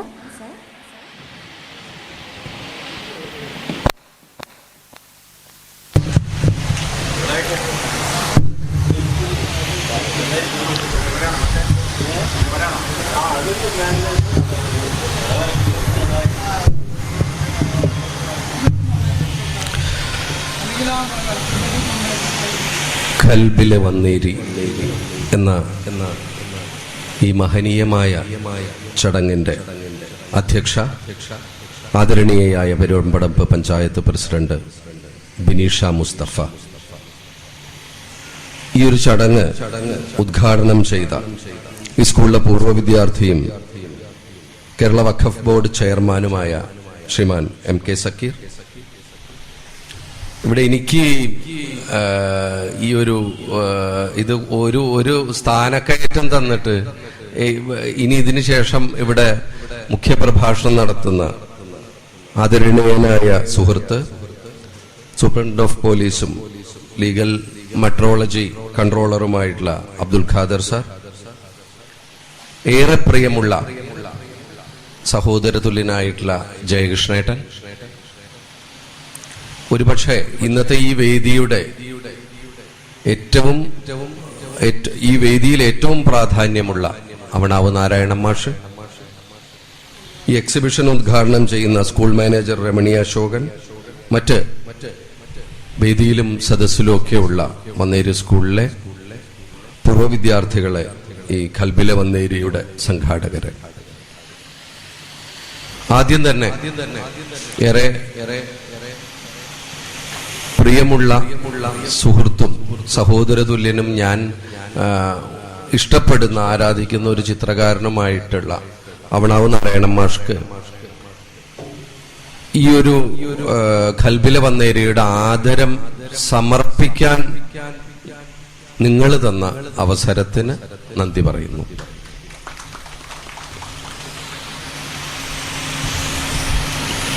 എനിക്ക് സത്യം പറഞ്ഞ പേര് വളരെയധികം ഇഷ്ടപ്പെട്ടു. കൽബിലെ വന്നേരി എന്നുള്ള പേര് ഞാൻ ആ പാട്ടും കേട്ടു. അത് പണ്ട് ഈ പാട്ടെഴുത്തൊക്കെ സംഭവിക്കുന്നത് ചില സമയത്ത് ചില വാക്കുകളൊക്കെ വരുന്നത് ചില നിവർത്തികേട് കൊണ്ടും അവിടുന്ന് രക്ഷപ്പെടാനൊക്കെ വേണ്ടിയിട്ടാണ്. അങ്ങനെ വന്നൊരു വാക്കുണ്ട്, അങ്ങനെ വന്നൊരു പാട്ടുണ്ട്, ഒരു പക്ഷെ നിങ്ങളൊക്കെ കേട്ടിട്ടുണ്ടാവും, കൽബിലെ തേനൊഴുകണ കോഴിക്കോട് എന്നുള്ളത്. എനിക്ക് എന്തോ ഞാൻ എഴുതിയതാണോ ഒരിക്കൽ, എനിക്ക് എന്തോ ഈ കൽബിലെ വന്നേരി എന്ന പേര് കേട്ടപ്പോ അത് തോന്നി. കാരണം ഇപ്പൊ ഏറ്റവും വലിയ നമുക്ക് എപ്പോഴും വിളി വരുന്നത് പലപ്പോഴും എല്ലാ സ്ഥലത്തും ഈ കൂടിച്ചേരൽ, ഇപ്പോ നമ്മുടെ സക്കീർ സാറ് പറഞ്ഞ പോലെ എല്ലാ സ്ഥലത്തും കൂടിച്ചേരലാണ്, എല്ലാ ഗെറ്റ് ടുഗദറുകളുടെ ഒരു കാലമാണ് ഇപ്പൊ, എല്ലാ സ്കൂളുകളിലും ഗെറ്റ് ടുഗദറുകൾ. അപ്പൊ എല്ലാവരും ചോദിക്കുന്നത്, അപ്പൊ ഈ വിഷസൊക്കെ ചോദിച്ച് പലരും വിളിക്കുമ്പോ എല്ലാവരും ഒരു പേര് പറഞ്ഞു തരുമോ, ഒരു പേര് പറഞ്ഞു തരുമോ എന്ന് ചോദിച്ച് പച്ച മരത്തണലിൽ ഒന്നിച്ച് ഒറ്റ എന്നൊക്കെ പറഞ്ഞ് പലതും വന്നു. ഇവിടെയും നിങ്ങൾക്ക് ഈ പുളിമരത്തണലിൽ എന്ന് ഇടാവുന്ന ഒരു അവസ്ഥയിൽ നിന്ന് മാറിയിട്ട് കൽബില വന്നേരി എന്ന പേര് കേൾക്കുമ്പോൾ ആ കൽബില വന്നേരിക്ക് ഒരു സ്വാദുണ്ട്, ഒരു രുചിയുണ്ട്. തീർച്ചയായിട്ടും ആ പേര് കേൾക്കുമ്പോൾ തന്നെ ഒരു സന്തോഷമുണ്ട്. ആ സന്തോഷം പോലെ തന്നെ 2 ദിവസമായിട്ടാണ് ഇവിടെ ചടങ്ങ് നടക്കണമെന്ന് അറിഞ്ഞു. അപ്പൊ ഒരുപക്ഷെ എല്ലാവരും ഈ തിരക്കുള്ള ആളുകളാണ്. ഇപ്പം മാഷനോട് പറഞ്ഞത് ആ സമയത്തൊക്കെ ഇവിടെ നിങ്ങളൊക്കെ പഠിക്കുമ്പോൾ എക്സ് വരും, അല്ലെങ്കിൽ വലിയ വലിയ ഡിവിഷനും 100-500 കുട്ടികളുണ്ട് എന്ന് പറഞ്ഞു. അപ്പൊ ഇപ്പോഴത്തെ അവസ്ഥയിലെ ആളുകൾക്ക് 2 ദിവസമൊന്നും മാറി നിൽക്കാൻ പറ്റാത്ത അവസ്ഥയിൽ നാളെ ആയിരിക്കും ഈ കസേരകളൊക്കെ നിറച്ച് ഈ ഖൽബില വന്നേരിയുടെ ഈ ബാച്ചിലെ ആളുകൾ എത്തുക. 2 ദിവസമാകുമ്പോൾ അങ്ങനെ ഒരു വിഷയമുണ്ടല്ലോ. അപ്പൊ തീർച്ചയായിട്ടും ഈ 2 ദിവസമൊക്കെ ഞാൻ പെരുമ്പലാവ് സ്കൂളിലാണ് പഠിച്ചത്. ഞങ്ങളുടെ ഈ ഗെറ്റ് ടുഗദർ അവിടെ നടന്നിട്ട് SSLC ഗെറ്റ് ടുഗദർ വന്നിട്ട് ആകെ നമ്മുടെ സക്കീർ ഭായി പറഞ്ഞ പോലെ 10-20, അത്രയൊന്നും പ്രായമായിട്ടില്ലെങ്കിലും 10-20 ആളും കഷ്ടിച്ചൊരു മണിക്കൂർ അവിടെ തികയ്ക്കാൻ വേണ്ടിയിട്ട് ഞങ്ങൾ പാടുപെട്ട സമയത്ത് നിങ്ങൾ ഈ രീതിയിലൊക്കെ ഇത് വെൽ ഓർഗനൈസ്ഡ് ആയിട്ട് 2 ദിവസം ഈ പരിപാടി നടത്തുക എന്ന് പറയുന്നത് ചില്ലറ കാര്യമല്ല. നിങ്ങൾ എല്ലാവരും സല്യൂട്ട് ചെയ്തേ പറ്റൂ. ഇനി നാളെ ഇപ്പൊ സ്വാഭാവികമായിട്ടും നാളെയാണ് നിങ്ങളുടെ ഗെറ്റ് ടുഗദർ എന്ന് പറയുമ്പോൾ എല്ലാവരും വരുമ്പോ അപ്പൊ ഭക്ഷണം വേണം, അങ്ങനെ വലിയ രീതിയിൽ ഇത് സാമ്പത്തികമായിട്ടുള്ള കാര്യങ്ങൾ വേണം. അത് ഒരു ഘട്ടം. പിന്നെ സംഘാടനം വേണം. എനിക്ക് ഉറപ്പാണ് ഇതിലെ പല ആളുകളും, അല്ലെങ്കിൽ എല്ലാവരും ഉണ്ടാവില്ല, ഈ ഗ്രൂപ്പിൽ സംസാരിച്ച് എത്രയോ കാലമായിട്ട് ഇതിന്റെ പിന്നിലായിരിക്കും എന്നുള്ളത് ഉറപ്പാണ്. അങ്ങനെയുള്ള ആളുകളെയാണ് നിങ്ങൾ ഇത് കഴിഞ്ഞു പോകുമ്പോഴെങ്കിൽ ഈ കൂടിയിരിക്കുന്നവരെ ആദരിക്കേണ്ടത്. കാരണം ഒരു ഗുണവും കിട്ടാത്ത കാര്യത്തിന് വേണ്ടിയിട്ട് ഇത്ര ദിവസം നമ്മളൊക്കെ ഒന്നിച്ചു ചേരണം എന്നുള്ള ആഗ്രഹത്തില് ഒരുമിച്ച ഒരാൾ, അതുകൊണ്ടാണ് ഇതൊക്കെ വന്നത്. അപ്പൊ തീർച്ചയായിട്ടും എനിക്കിതിലൊരു തോന്നുന്നത് ഇവരുടെയൊക്കെ ചെയ്തതിനുള്ള ഒരു പ്രതിപ്രവർത്തനമായിട്ട് നാളെ ഇവിടെ മുഴുവൻ നല്ല ആൾക്കാരുണ്ടാവട്ടെ. കൽബില് വന്നേരി ഓരോ ആളുകളുടെയും കൽബില് കുത്തിവെച്ച അവണാവുമാഷ്ട ഒരു ചിത്രമായി മാറട്ടെ എന്നാണ് എനിക്ക് തോന്നുന്നത്. അതിൽ ഏറ്റവും വലിയ സന്തോഷം, സാധാരണ വരുമ്പോ ഗെറ്റ് ടുഗദർ ഒപ്പുള്ള ആൾക്കാരുടെ പാട്ടുപാടല്, ചില മാഷന്മാരെ വയസ്സായിട്ട് ക്ഷണിച്ചാൽ നന്നായി, അപ്പൊ മാഷന്മാരെ ഒരു അലങ്കാരമായിട്ട് പല സ്ഥലത്തും പോകുന്നോണ്ട് പറയുന്നതാ. മാഷന്മാരെ കൊടന്നിരുത്തും, അവർക്ക് വയ്യ, ഈ പ്രസംഗമൊക്കെ കഴിയുന്നവരെ മാഷന്മാരിരിക്കും. ഈ മാഷന്മാരിരുന്നിട്ട് വയ്യാതെ അവർക്ക് എന്തെങ്കിലും ഒരു പൊന്നാട കൊടുക്കും. ഈ പൊന്നാട കൊടുത്തിട്ട് അവരെ പിടിച്ച് കാറിൽ തിരിച്ച് ഇപ്പൊ ഇത് കഴിഞ്ഞാൽ കൊണ്ടുപോകും. കാരണം അവിടെ ഒരു പൊസഷനൊക്കെ വെക്കുന്ന പോലെ ആണ് ഈ മറ്റേ മാഷന്മാരെ വെക്കാറ്. അങ്ങനെയാണ് പല പരിപാടികളിലും ഞാൻ കണ്ടത്. അതൊന്ന് വിട്ടിട്ട് നിങ്ങൾ പഠിക്കുന്ന കാലത്ത് ഇവിടെ ഉണ്ടായിരുന്ന ഒരു മാഷ്, ആ മാഷ് അതിനുശേഷം സർഗാത്മകമായിട്ട് പ്രവർത്തിച്ച ഒരു കാര്യം എടുത്ത് മാഷ്ട ചിത്ര പ്രദർശനം ഇവിടെ നടത്തുന്നു, മാഷെ ആദരിക്കുന്നു എന്നുള്ളത് അതിലും വലിയ കാര്യമാണ്. അത് സാധാരണ എവിടെയും സംഭവിക്കാത്ത ഒരു കാര്യമാണ്. മാഷെ പറ്റി പറയുമ്പോൾ തീർച്ചയായിട്ടും മാഷെ പറ്റി വളരെ വിശദമായിട്ട് ജയശേട്ടൻ പറഞ്ഞു കഴിഞ്ഞു. കാരണം നമ്മളിതില് ഞാൻ ജയശേട്ടന്റെ പ്രസംഗം കേട്ടിരിക്കുമ്പോ ഞാനും മാഷ്ട ചിത്രങ്ങൾ കാണുന്ന ഒരാളാണ്. നമ്മൾ വലിയൊരു വിഷയമുണ്ട്. നമ്മളൊക്കെ ഈ പ്രണയപ്പാട്ടുകളാണ്. ഇപ്പൊ ജീവാംശം എന്നൊക്കെ എഴുതുമ്പോ ആൾക്കാർ വന്നിട്ട് ആദ്യം തന്നെ ഇന്റർവ്യൂവർ ചോദിക്കുന്ന ഒരു കാര്യം, ഒരുപാട് പ്രണയം ഉണ്ടല്ലേ, ഇതൊക്കെ തന്നെയാണല്ലേ എഴുതുന്നതെന്നാണ്. പക്ഷെ ഇതിന്റെ ഒരു പ്രശ്നം എന്ന് പറഞ്ഞു കഴിഞ്ഞാല് ജീവിക്കാൻ വേണ്ടിയിട്ടാണ് നമ്മൾ പ്രണയപ്പാട്ട് എഴുതുന്നത്. ഒരാൾ വന്ന് പ്രണയപ്പാട്ട് എഴുതി തരണം, അയാൾക്ക് ഇഷ്ടപ്പെട്ടാലേ ഈ കാശ് കിട്ടുള്ളൂ. അപ്പോഴാണ് പ്രണയപ്പാട്ട് എഴുതുന്നത്.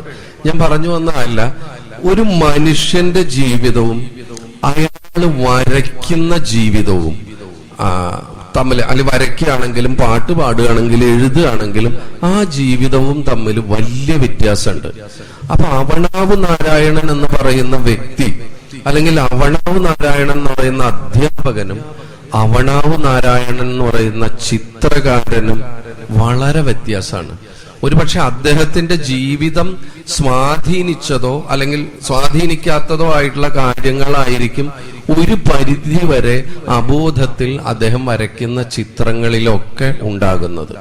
അപ്പൊ ഇവിടെ രണ്ട് വ്യക്തികളുണ്ട്, അവണാവ് നാരായണൻ എന്ന് പറയുന്ന ഒരു വ്യക്തിയും അവണാവ് നാരായണൻ എന്ന് പറയുന്ന ഒരു ചിത്രകാരനും. ആ അവണാവ് നാരായണൻ എന്ന് പറയുന്ന ചിത്രകാരന്റെ നിമിഷങ്ങളാണ് നിങ്ങൾ ഇവിടെയൊക്കെ കാണുന്നത്. അപ്പൊ ഇതെങ്ങനെയാണ് ഇപ്പൊ ജയേഷേട്ടൻ പറഞ്ഞു ഇവിടെ ഒരുപാട് വീടുകളാണ് അവണാവ് വരച്ചത്, അല്ലെങ്കിൽ അദ്ദേഹത്തിന്റെ ചിത്രങ്ങളിൽ കുറെ പശുക്കളാണ് ഉണ്ടായിരുന്നത് എന്ന് പറഞ്ഞാൽ ഒരിക്കലും എനിക്ക് തോന്നുന്നില്ല ഇതെങ്ങനെയാണ് വന്നത് എന്ന് മാഷക്ക് പറയാൻ പറ്റില്ല. കാരണം അബോധത്തിൽ അദ്ദേഹം വേറൊരാളായി മാറിക്കൊണ്ട് നമ്മുടെ അന്യനും അമ്പിയും, അന്യൻ സിനിമയിൽ വരുന്ന പോലെ അമ്പി എന്താണെന്ന് അന്യനും അറിയില്ല, അന്യൻ എന്താണെന്ന് അമ്പിക്കും അറിയാതെയാണ് അദ്ദേഹം ആ ജീവിതം കൊണ്ടുപോകുന്നത്. പക്ഷേ ഇത് തമ്മില് ഒരു കണക്ഷൻ പോയിന്റ് എവിടെയെങ്കിലും ഉണ്ടാവും. അതൊരിക്കലും നാരായണ മാഷ്ക്ക് അറിയില്ല, സാധാരണയായിട്ട് നമുക്ക് കാണുന്നവർക്കും അറിയില്ല. ആ കണക്ഷൻ പോയിന്റ് എവിടെയാണെന്ന് കണ്ടെത്തുന്ന ബ്രില്യൻസ് ആണ് ഈ ആമുഖ ഭാഷണത്തിൽ ജയശേട്ടൻ ഇവിടെ ചെയ്തത്. എനിക്ക് തോന്നുന്നു ജയശേട്ടൻ ആദ്യം പറഞ്ഞ് ചിത്രം കണ്ടതിന് ശേഷമാണ് നമ്മളിത് കേൾക്കേണ്ടതെങ്കിലും ശരിക്കും അർത്ഥവത്തായി ഈ ഒരു ചടങ്ങ് തുടങ്ങുന്ന ആ സമയത്ത് തന്നെ ഈ പ്രഭാഷണം ഉണ്ടായത്. കാരണം എന്നെയൊക്കെ സംബന്ധിച്ചോളം, നിങ്ങൾക്ക് എങ്ങനെയാണെന്ന് അറിയില്ല, ഇനി ഈ ചിത്രം കാണുന്ന സമയത്ത് അവണാവ് നാരായണൻ എന്ന് പറയുന്ന ചിത്രകാരനും അവണാവ് നാരായണൻ എന്ന് പറയുന്ന വ്യക്തിയും തമ്മിൽ ഒരു ബന്ധമുണ്ട്. ചില മൊമെന്റ്സ് ആയിരിക്കും അദ്ദേഹം എടുത്തിട്ട് ചിത്രങ്ങളിൽ വരുന്നത്, അത് തന്നെയായിരിക്കും ആവർത്തിച്ചു വരുന്നത്.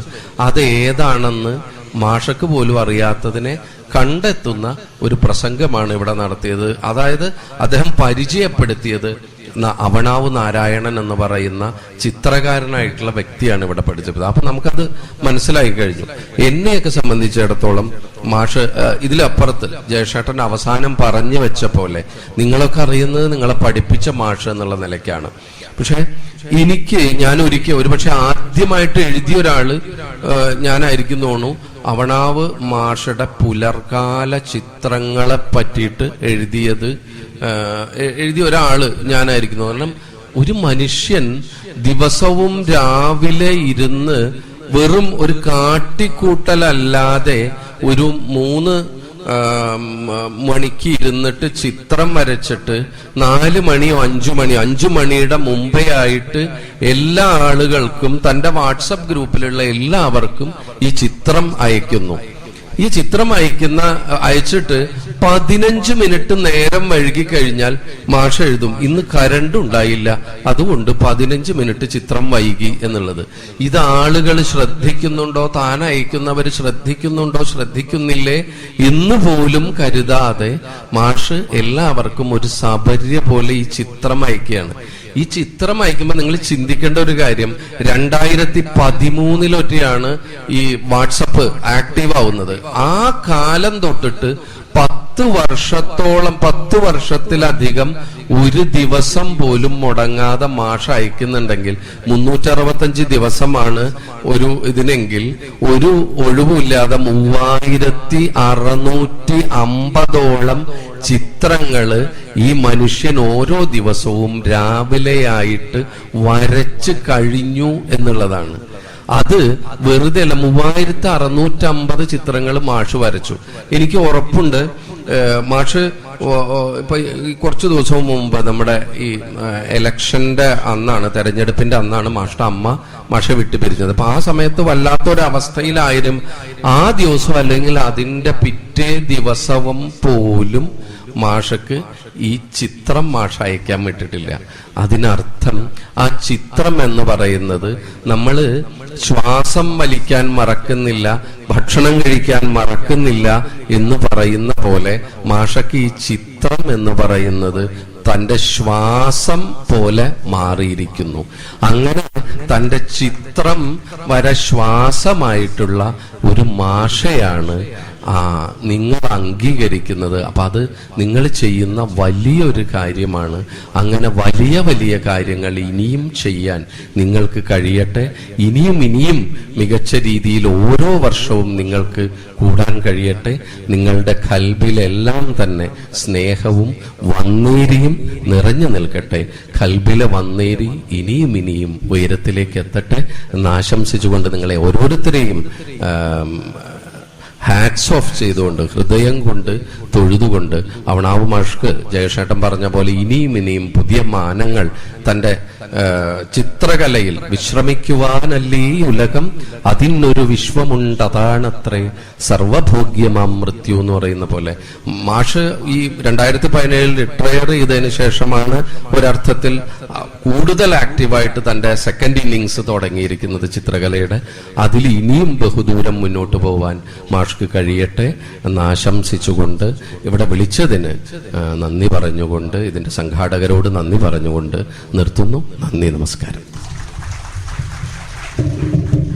നന്ദി. ഇനി അടുത്തതായിട്ട് നമ്മുടെ മുഖ്യ പ്രഭാഷണത്തിനായിട്ട് I would like to invite VK Abdul Qadir sir, the Superintendent of Police and Controller Legal Metrology, Kerala.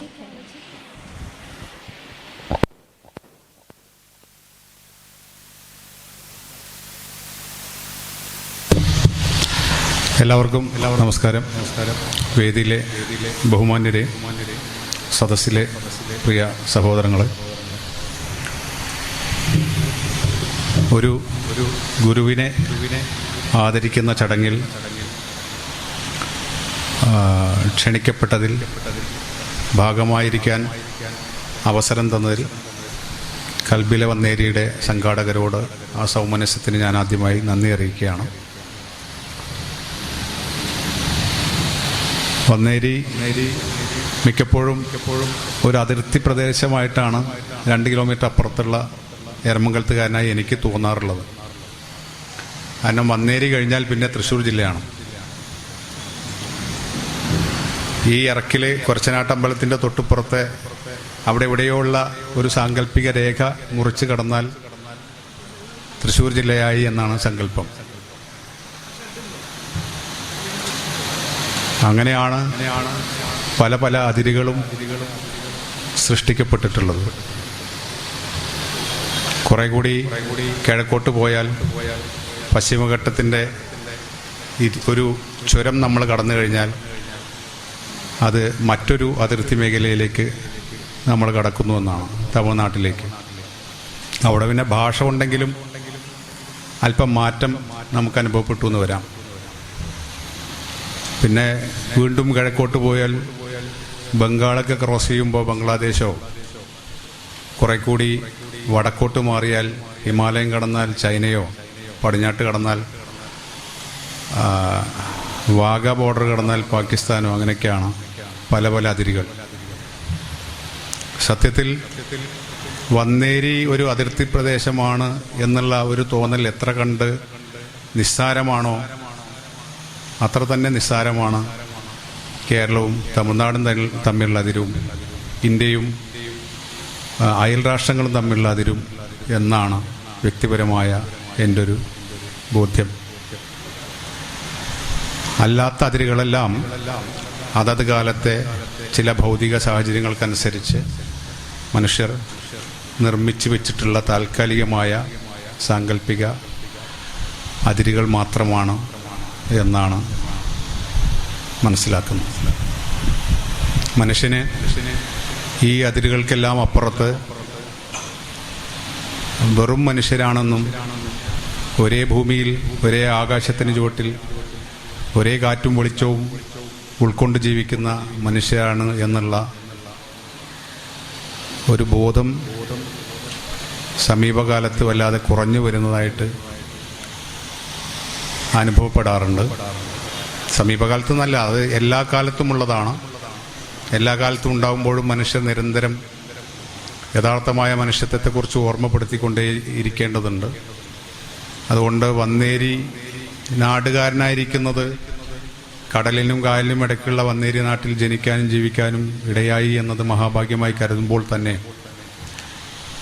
Vanneri എന്ന പ്രദേശം സാങ്കല്പികമായി വരയ്ക്കുന്ന കൊച്ചു അതിരുകൾ പോലെ നിസ്സാരമാണ്, അതിനപ്പുറത്തുള്ള സംസ്ഥാനങ്ങളുടെയും ദേശങ്ങളുടെയും അതിരുകൾ എന്നുള്ള ഒരു ചിന്തയിലേക്ക്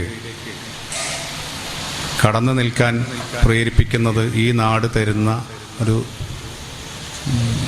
ഒരു സ്വാച്ഛന്ദ്യമുണ്ട്, ഒരു ഈസിനെസ് ഉണ്ട്. എന്തൊക്കെ അഭിപ്രായ വ്യത്യാസങ്ങൾ ഉണ്ടാകുമ്പോഴും പരസ്പരം സ്നേഹത്തോടു കൂടി ഇടപഴകാനുള്ള ഒരു മനോഭാവം ഈ പ്രദേശത്തുകാർക്ക് പ്രത്യേകിച്ച് കൂടുതലായിട്ടുണ്ട് എന്നാണ് ഒരു 23 വയസ്സ് മുതൽ 30 വർഷത്തിലേറെയായി സംസ്ഥാനത്തിൻ്റെ പല ഭാഗങ്ങളിലും, ഇന്ത്യയുടെ ചില ഭാഗങ്ങളിലും, ഇന്ത്യക്ക് പുറത്തു തന്നെയും ജോലി ചെയ്ത അനുഭവം കൊണ്ട് തോന്നുന്നു. വളരെ സുന്ദരമായ ഈ പ്രദേശത്ത് ജീവിക്കാൻ ആവുന്നതിലുള്ള സന്തോഷം, അതിലുപരി വന്നേരി നാട്ടിൽ, വന്നേരി ഹൈസ്കൂളിലല്ല ഞാൻ പഠിച്ചത്, വെളിയങ്കോട് ഹൈസ്കൂളാണെങ്കിലും ഓരോ സ്കൂളിലേക്ക് എപ്പോഴെത്തുമ്പോഴും അത് ഇപ്പോൾ 93 ബാച്ചുകാർ ഇവിടെ ഇരിക്കുന്നത് 14-15 വയസ്സുള്ള ഒരു ഹൃദയവുമായിട്ടാണ്, ചിന്തകളുമായിട്ടാണ്. ശരീരം 40-ലേക്കോ 50-ലേക്കോ എത്തിയിരിക്കുമ്പോഴും ഹൃദയം കൊണ്ട് നമ്മുടെ കൗമാരകാലത്ത് ജീവിക്കാനാവുന്ന ഒരു സൗഭാഗ്യത്തിലാണ് ഓരോ വിദ്യാർത്ഥി സംഗമങ്ങളും ഉണ്ടാവാറുള്ളത്. അതിൽ വരകളും വർണ്ണങ്ങളും കൊണ്ട് നമ്മുടെ ഹൃദയത്തെ നൃത്തം ചെയ്യിക്കുന്ന പ്രിയപ്പെട്ട ഒരു അധ്യാപകൻ്റെ ആദരത്തിന് വേണ്ടിയുള്ള ഒരു ചടങ്ങ് കൂടിയാവുമ്പോൾ അതങ്ങേയറ്റം ഉയർന്ന ഒരു കൂട്ടായ്മയെ കാണിക്കുന്നു. അതുകൊണ്ട് മിക്കവാറും പല പ്രവാസി സുഹൃത്തുക്കളുമായിരിക്കും ഇത്ര സമൃദ്ധമായ ഒരു കൂടിച്ചേരലിന് ഉത്സാഹപ്പെട്ടിട്ടുണ്ടാവുക എന്നാണ് ഞാൻ മനസ്സിലാക്കുന്നത്.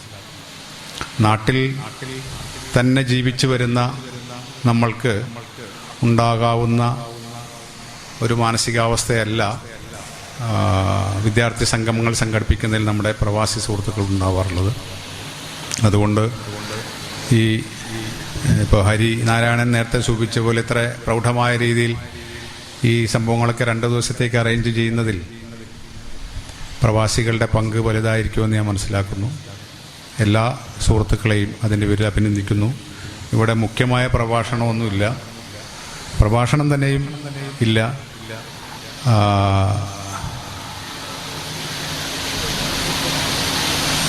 ഈ കൽബിലെ വന്നേരിയുടെ സംഘാടകരുടെ ഹൃദയത്തിൽ നാരായണൻ മാഷ് കോറിയിട്ട കുറേ വരകളും വർണ്ണങ്ങളും അദ്ദേഹത്തിൻ്റെ വിരമിക്കലിന് ശേഷം വീണ്ടും ഒരിക്കൽ കൂടി ഓർത്തെടുക്കാനും അദ്ദേഹത്തെ ബഹുമാനിക്കാനും അവസരം ആയി മാറുമ്പോൾ അതിൽ പങ്കെടുക്കാൻ അവസരം കിട്ടിയതിലുള്ള ആ ഒരു സന്തോഷം ഒരിക്കൽ കൂടി അറിയിച്ചുകൊണ്ട് മാഷയുടെ ചിത്രത്തെക്കുറിച്ച്, ചിത്രകലാ ജീവിതത്തെക്കുറിച്ച് വളരെ മനോഹരമായി ഒരു 15 മിനിറ്റ് കൊണ്ട് ജയകൃഷ്ണൻ സാർ വളരെ ഭംഗിയായിട്ട് വരച്ചിടുകയുണ്ടായി. മാഷ് വരച്ചൊരു ചിത്രം കാണാനുള്ള ഭാഗ്യമുണ്ടായി. അതുകൊണ്ട് മാഷ ചിത്രം ഇതുവരെ കാണാൻ സാധിച്ചിട്ടില്ലെങ്കിലും, ശിക്ഷത്വം അനുഭവിക്കാൻ സാധിച്ചിട്ടില്ലെങ്കിലും വളരെ സമ്പന്നമായ, സമൃദ്ധമായ, ഹരിതം നിറഞ്ഞ ആ ചിത്രങ്ങൾ കാണുമ്പോൾ അവണാവ് നാരായണൻ മാഷയുടെ ഹൃദയം എന്താണെന്ന് അല്പം മനസ്സിലാക്കാൻ സാധിക്കുന്നുണ്ട്. വർണ്ണങ്ങൾ നിറഞ്ഞ അദ്ദേഹത്തിൻ്റെ ഹൃദയം കൂടുതൽ വർണ്ണാഭമായി, ഹരിതാഭമായി വിലസുമാറാകട്ടെ എന്നും സ്നേഹപൂർവ്വം പ്രാർത്ഥിച്ചുകൊണ്ട് ഞാൻ അവസാനിപ്പിക്കുന്നു. നന്ദി, നമസ്കാരം, ജയ് ഹിന്ദ്.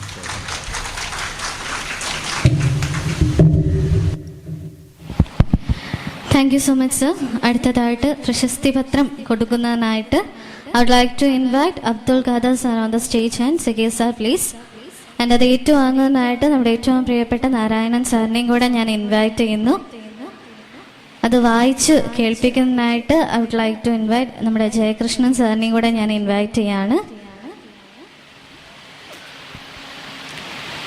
എല്ലാവരും ഒന്ന് മുൻപോട്ട് കയറി വന്ന് ജോയിൻ ചെയ്യണമെന്നും കൂടെ ഞാൻ റിക്വസ്റ്റ് ചെയ്യുന്നു.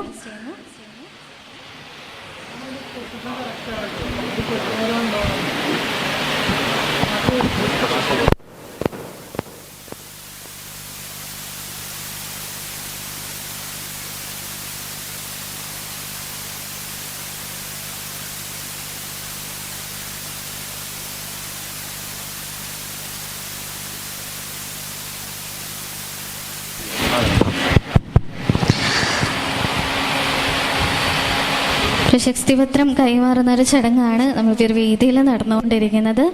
അപ്പോൾ അത് കൈമാറുന്നത് നമ്മുടെ ഏറ്റവും പ്രിയപ്പെട്ട അബ്ദുൽ ഖാദർ സാറും സക്കീർ സാറും കൂടിയിട്ടാണ്. നമ്മുടെ ഏറ്റവും പ്രിയപ്പെട്ട നാരായണൻ സാറിനാണ് അത് കൈമാറുന്നത്.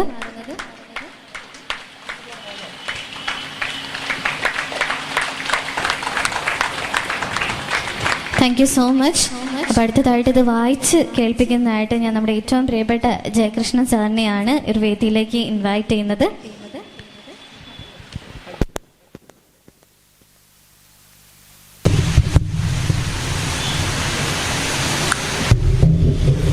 ഇതൊരു വലിയ ഷോക്കാണ്. കാരണം എന്താ വെച്ചാൽ നേരത്തെ വായിക്കാത്തതുകൊണ്ട് ഇത് എത്രമാത്രം ശരിയാവും എന്നെനിക്കറിയില്ല. പ്രശസ്തി പത്രം ഖൽബിൽ വന്നേരി പ്രതിഭാ പുരസ്കാരം 2024 നാരായണൻ മാസ്റ്റർക്ക്. കലോപാസന എന്ന സുഖദ സംസ്കാരത്തെ പ്രശസ്തിയുടെ പിന്നോളം ഉയർത്തിയ വന്നേരിയുടെ മണ്ണിനെ ധന്യമാക്കിയ നാമധേയം ശ്രീ അവണാവ് നാരായണൻ മാഷ്. തൻ്റെ ആയുസ്സിൽ ദീർഘകാലം നിരന്തര സാധനയാൽ വരകളിൽ വർണ്ണങ്ങൾ ചാലിച്ചൊരുക്കി ശൈലീഭദ്രവും ഭാവനാസമ്പന്നവുമാർന്ന രചനകളാൽ ചിത്രകലയെ ഉത്തുംഗപദത്തിലെത്തിച്ച സർഗോപാസകൻ. തുടക്കകാലത്ത് ഏറെ കഷ്ടപ്പാടുകൾ നിറഞ്ഞ ജീവിത സാഹചര്യങ്ങൾ തൻ്റെ ലാളിത്യമാർന്ന ജീവിതശൈലിയാലും വിനയസമ്പന്നതയാലും അദ്ദേഹത്തെ ഉത്കർഷിച്ചുവാക്കി. 4 പതിറ്റാണ്ടിലധികം ചിത്രകലാരംഗത്ത് തൻ്റെതായ വ്യക്തിമുദ്ര പതിപ്പിച്ച ശ്രീ അവണാവ് നാരായണൻ മാഷ് പിന്നിട്ടത് അംഗീകാരത്തിൻ്റെ നിരവധി നാഴികക്കല്ലുകളാണ്. ജീവിതരേഖ 1961 ജൂൺ 11 പാലക്കാട് ജില്ലയിൽ മേഴത്തൂരിൽ പ്രശസ്ത അഷ്ടവൈദ്യത്തിൽ ജനനം. അച്ഛൻ അവണാവ് നമ്പ്യാത്താൻ നമ്പൂതിരി, അമ്മ ശ്രീദേവി അന്തർജനം. സഹധർമ്മിണി ആര്യ, മക്കൾ രഞ്ജിനി, വരദ. ഗുരുനാഥൻ ഗണപതി മാസ്റ്റർ പെരിങ്ങോട്. ദീർഘകാല സഫര്യയിലൂടെ ആർജിച്ച കലാമൂലധനത്തെ കൈമുതലാക്കിയ നാരായണൻ മാഷെ തേടിയെത്തിയ പുരസ്കാരങ്ങളുടെ നിറവിലും വിനീതനായ അദ്ദേഹത്തിൻ്റെ കുലകുശലതയെ കാലം കൂടുതൽ പുഷ്കലമാക്കി. ഇന്ന് ധന്യമായ ഈ വേദിയിൽ ഞങ്ങൾ വന്നേരി ഹൈസ്കൂളിലെ പൂർവ്വ വിദ്യാർത്ഥികൾ 1993-94 ബാച്ച് ഞങ്ങളുടെ അഭിവന്ദ്യ ഗുരുനാഥനായ നാരായണൻ മാഷെ ആദരിക്കുന്നതിൽ അഭിമാനിക്കുന്നു. ചാരിതാർത്ഥ്യം അടയുന്നു.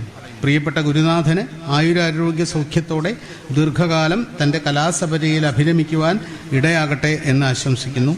ഈ പ്രൗഢഗംഭീര സദസ്സിനെ സാക്ഷിയാക്കി ശ്രീ നാരായണൻ മാസ്റ്ററിന് സ്നേഹത്തോടെ ഈ പ്രശസ്തി പത്രം എളിമയോടെ സമർപ്പിക്കുന്നു. ഒരു ചെറിയ ഒരു അഭിപ്രായം പറയുന്നതിൽ തെറ്റിദ്ധരിക്കരുത്.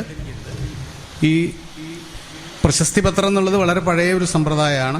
ആ സമ്പ്രദായമാണ് നമ്മളിവിടെ ചെയ്യുന്നത്. അതൊരു വലിയ സംസ്കാരത്തിൻ്റെ, ഒരു ആദരണത്തിൻ്റെ ഒരു അടയാളമാണ്. അപ്പം അത്തരം ഒരു കാര്യം ചെയ്യുമ്പോൾ ഈ പ്രശസ്തി പത്രത്തിൽ അക്ഷരത്തെറ്റ് വരാതിരിക്കാൻ ശ്രദ്ധിക്കണം ഇനിയുള്ള സമയം എന്ന് പറയുന്നു. മാത്രമല്ല കുത്ത്, കോമ എന്നിവ ഇടുമ്പോൾ മാത്രമേ നമുക്ക് മോഡുലേഷനിൽ വായിക്കാൻ സാധിക്കുകയുള്ളൂ. അപ്പോൾ ഇത്തരം വളരെ ഗൗരവമാർന്ന ഒരു ചടങ്ങിന് പുതിയ കാലത്ത് മലയാളം എഴുതുന്ന പോലെ ഇനി പ്രശസ്തി പത്രം ഉണ്ടാക്കുമ്പോൾ ചെയ്യരുത് എന്ന് ഇത് വായിച്ച ഒരാൾ എന്നുള്ള നിലയ്ക്കും ഒരു മലയാള അധ്യാപകൻ എന്നുള്ള അധികാരത്തിലും ഞാൻ പറയുകയാണ്. ക്ഷമിക്കുക.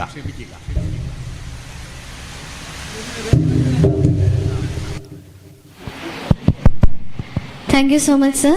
അപ്പോൾ അടുത്തതായിട്ട് നമ്മുടെ വന്നേരി സ്കൂളിന് ഈ വട്ടം 100% വിജയം വന്നിരിക്കുന്നത്. ഓക്കെ, അപ്പോൾ അതിൻ്റെ ഒരു സന്തോഷമായിട്ട് നമ്മളൊരു ഉപകാരം നമ്മുടെ ഏറ്റവും പ്രിയപ്പെട്ട നമ്മുടെ മാനേജർ വന്നേരി സ്കൂൾ രമണി അശോക്, അതായത് നമ്മുടെ മാമിന് കൊടുക്കാനായിട്ട് ആഗ്രഹിക്കുകയാണ് ഒരു ഉപഹാരം. അപ്പോൾ അത് കൊടുക്കുന്നതായിട്ട് നമ്മുടെ ഇന്നത്തെ ഈ ഒരു കൽബിയിലെ വന്നേരിയിലെ നമ്മുടെ ഉപകാരികളുണ്ട് നമ്മുടെ കൂടെ. അതായത് നമ്മുടെ കമ്മിറ്റി മെമ്പേഴ്സ് ഉണ്ട്. നമ്മുടെ കമ്മിറ്റി മെമ്പേഴ്സിനെ ഞാൻ ഒരു വേദിയിലേക്ക് ഇൻവൈറ്റ് ചെയ്യാണ്.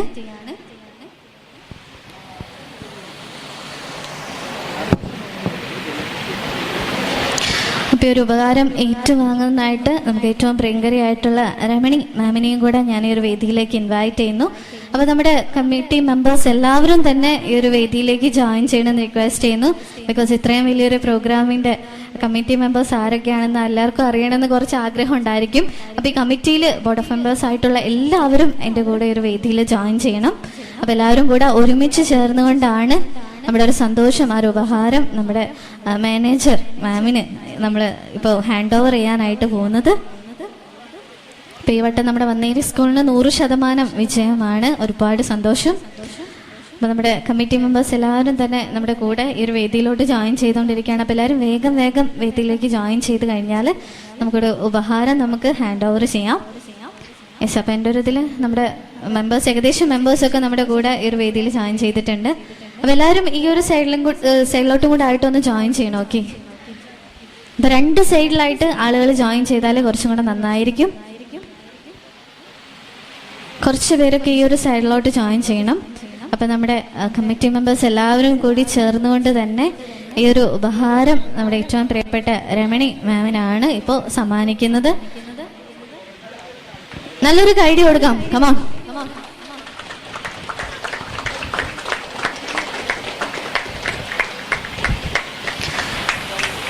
ഇനിയുള്ള വർഷങ്ങളിലും 100% വിജയം തന്നെ ആകട്ടെ എന്നും കൂടെ ഞാൻ ആശംസിക്കുകയാണ്. ഒരുപാട് നന്ദി എല്ലാവർക്കും.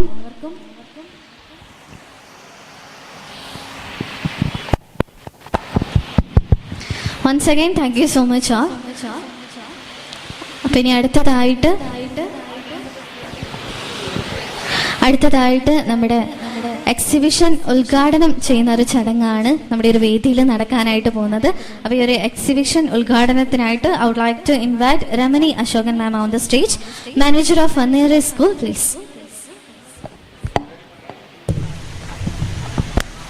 വേദിയിലിരിക്കുന്നവർക്കും സദസ്സിലിരിക്കുന്നവർക്കും നമസ്കാരം. ഇവിടെ നാരായണ മാഷുടെ ചിത്രപ്രദർശനം ഉദ്ഘാടനം ചെയ്യാൻ എന്നെ വിളിച്ച് സന്തോഷിക്കുന്നു. കൽബിലെ വന്നേരി എന്ന കൂട്ടായ്മയ്ക്ക് എല്ലാ ആശംസകളും നേരുന്നു.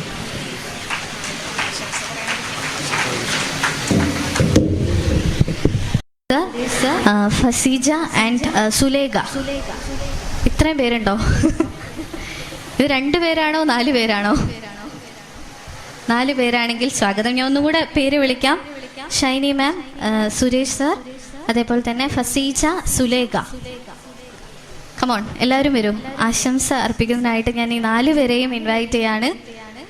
കോം ഇട്ടിട്ടാണ് എഴുതിയിരിക്കുന്നത്, അതുകൊണ്ടാണ് ഞാൻ 4 പേരായിട്ട് ഇത് വായിച്ചത്. 4 പേര് തന്നെയാണല്ലോ അല്ലേ? ഓക്കെ, അപ്പോൾ ഇവരെല്ലാവരെയും പ്രതിനിധീകരിച്ചുകൊണ്ട് നമ്മുടെ ഷൈനി ചേച്ചി ഈ ഒരു വേദിയിൽ നമ്മുടെ കൂടെ ജോയിൻ ചെയ്യുന്നുണ്ട്. വേദിയിലിരിക്കുന്ന വിശിഷ്ട വ്യക്തികളെ, സഹപാഠികളെ, നിങ്ങളില്ലാതെ എന്താഘോഷമെന്ന് നമ്മൾ പറഞ്ഞു പഴകിയതാണ്. പക്ഷേ നിറങ്ങളില്ലാതെ എന്താഘോഷം? അതൊന്ന് മാറ്റിയാലോ? ഒന്നാലോചിച്ചാൽ നിറങ്ങളില്ലാതെ എന്താഘോഷമല്ലേ? ഇന്ത്യ ബുക്ക് ഓഫ് റെക്കോർഡ് വരെ എത്തി നിൽക്കുന്ന നിറക്കൂട്ടുകളിലെ പ്രതിഭ നമ്മുടെ ഇടയിൽ നിന്നാണെന്ന് നമുക്ക് എത്ര അഭിമാനകരമാണ്. വിരൽത്തുമ്പിലെ നിറക്കൂട്ടിൽ നിന്നും വർണ്ണപ്രപഞ്ചം തീർക്കുന്ന നാരായണൻ മാഷിന് ആശംസകൾ നേരുന്നു. Thank you so much. അടുത്തതായിട്ട് മറുപടി പ്രസംഗത്തിനായിട്ട് നമുക്ക് ഏറ്റവും പ്രിയപ്പെട്ട നമ്മുടെ നാരായണൻ മാസ്റ്ററിനെയാണ് ഞാൻ ഒരു വേദിയിലേക്ക് ഇൻവൈറ്റ് ചെയ്യുന്നത്. ഒരുപാട് സന്തോഷത്തോടു കൂടെ തന്നെ അദ്ദേഹത്തെ ഒരു വേദിയിലോട്ട് ഇൻവൈറ്റ് ചെയ്യുന്നു. നല്ലൊരു കൈഡി കൊടുക്കാം. കമോൺ.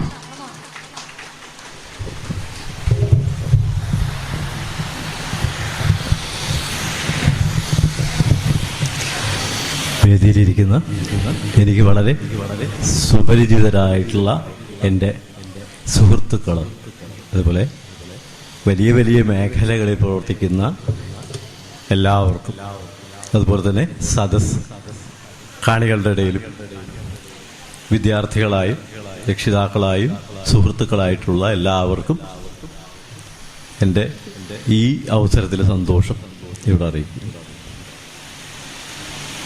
സത്യത്തിൽ ഇവിടെ എന്തു പറയണം എന്നറിയില്ല.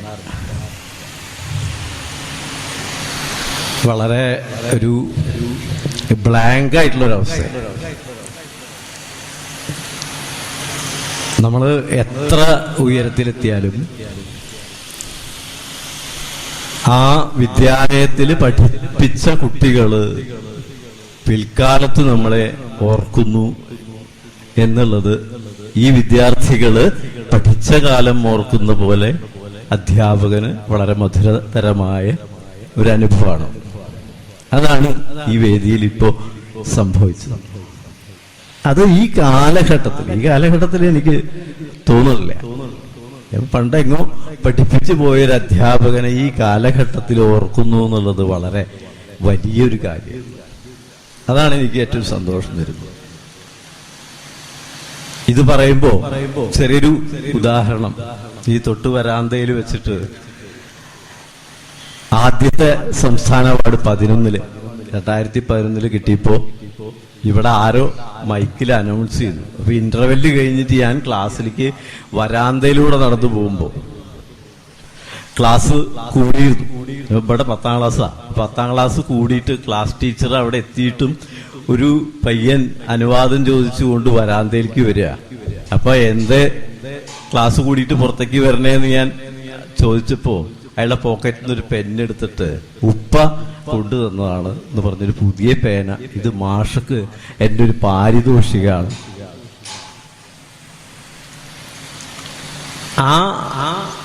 ഒരു തിരിച്ചറിവിന്റെ ഒരു വലിയൊരു അനുഭവം. ഇപ്പൊ അത് ആരാന്നറിയില്ല എനിക്ക്. പക്ഷെ അന്ന് ആ ചെയ്ത വിദ്യാർത്ഥി അത് മനസ്സ് നിറഞ്ഞ ചെയ്തതാണ്, അല്ലാതെ വെറുതെ കാണിക്കാൻ വേണ്ടി ചെയ്തതല്ല. ആ കുട്ടികളിലെ ആ ഒരു തിരിച്ചറിവിനെ ഞാൻ വളരെയധികം ഈ അവസരത്തിൽ ബഹുമാനിക്കുകയും അഭിനന്ദിക്കുകയും ചെയ്യും. അതാണ് ഇതിൽ പ്രധാന കാര്യം. ഒരു വിദ്യാഭ്യാസം എന്നുള്ളതെന്ന് നമ്മളൊക്കെ പറയും വിദ്യാഭ്യാസത്തിൽ നിന്നാണ് ഒരു വലിയ സംസ്കാരം രൂപപ്പെടുന്നതൊക്കെ. പക്ഷെ അത് പല സാഹചര്യങ്ങളില്ല. ആ കുട്ടി ജീവിക്കുന്നതും ആ കുട്ടി വളരുന്നതുമായിട്ടുള്ളൊരു സാംസ്കാരിക പശ്ചാത്തലം അതിന് വളരെ പ്രധാനപ്പെട്ടതാണ്. ഇവിടെ ഞാൻ എന്തുകൊണ്ട് ചിത്രകാരനായി എന്ന് 2 വാക്കിൽ പറയാതെ എനിക്ക് ഇവിടുന്ന് പോകാൻ പറ്റില്ല. നിങ്ങളൊക്കെ അത് തന്നപ്പോഴും എൻ്റെ കുട്ടികൾക്കും എന്നെ കുറിച്ച് അധികം അറിഞ്ഞൊന്നും വരില്ല. ഞാൻ പറഞ്ഞതിലധികം ഒന്നും അവർക്കറിയില്ല.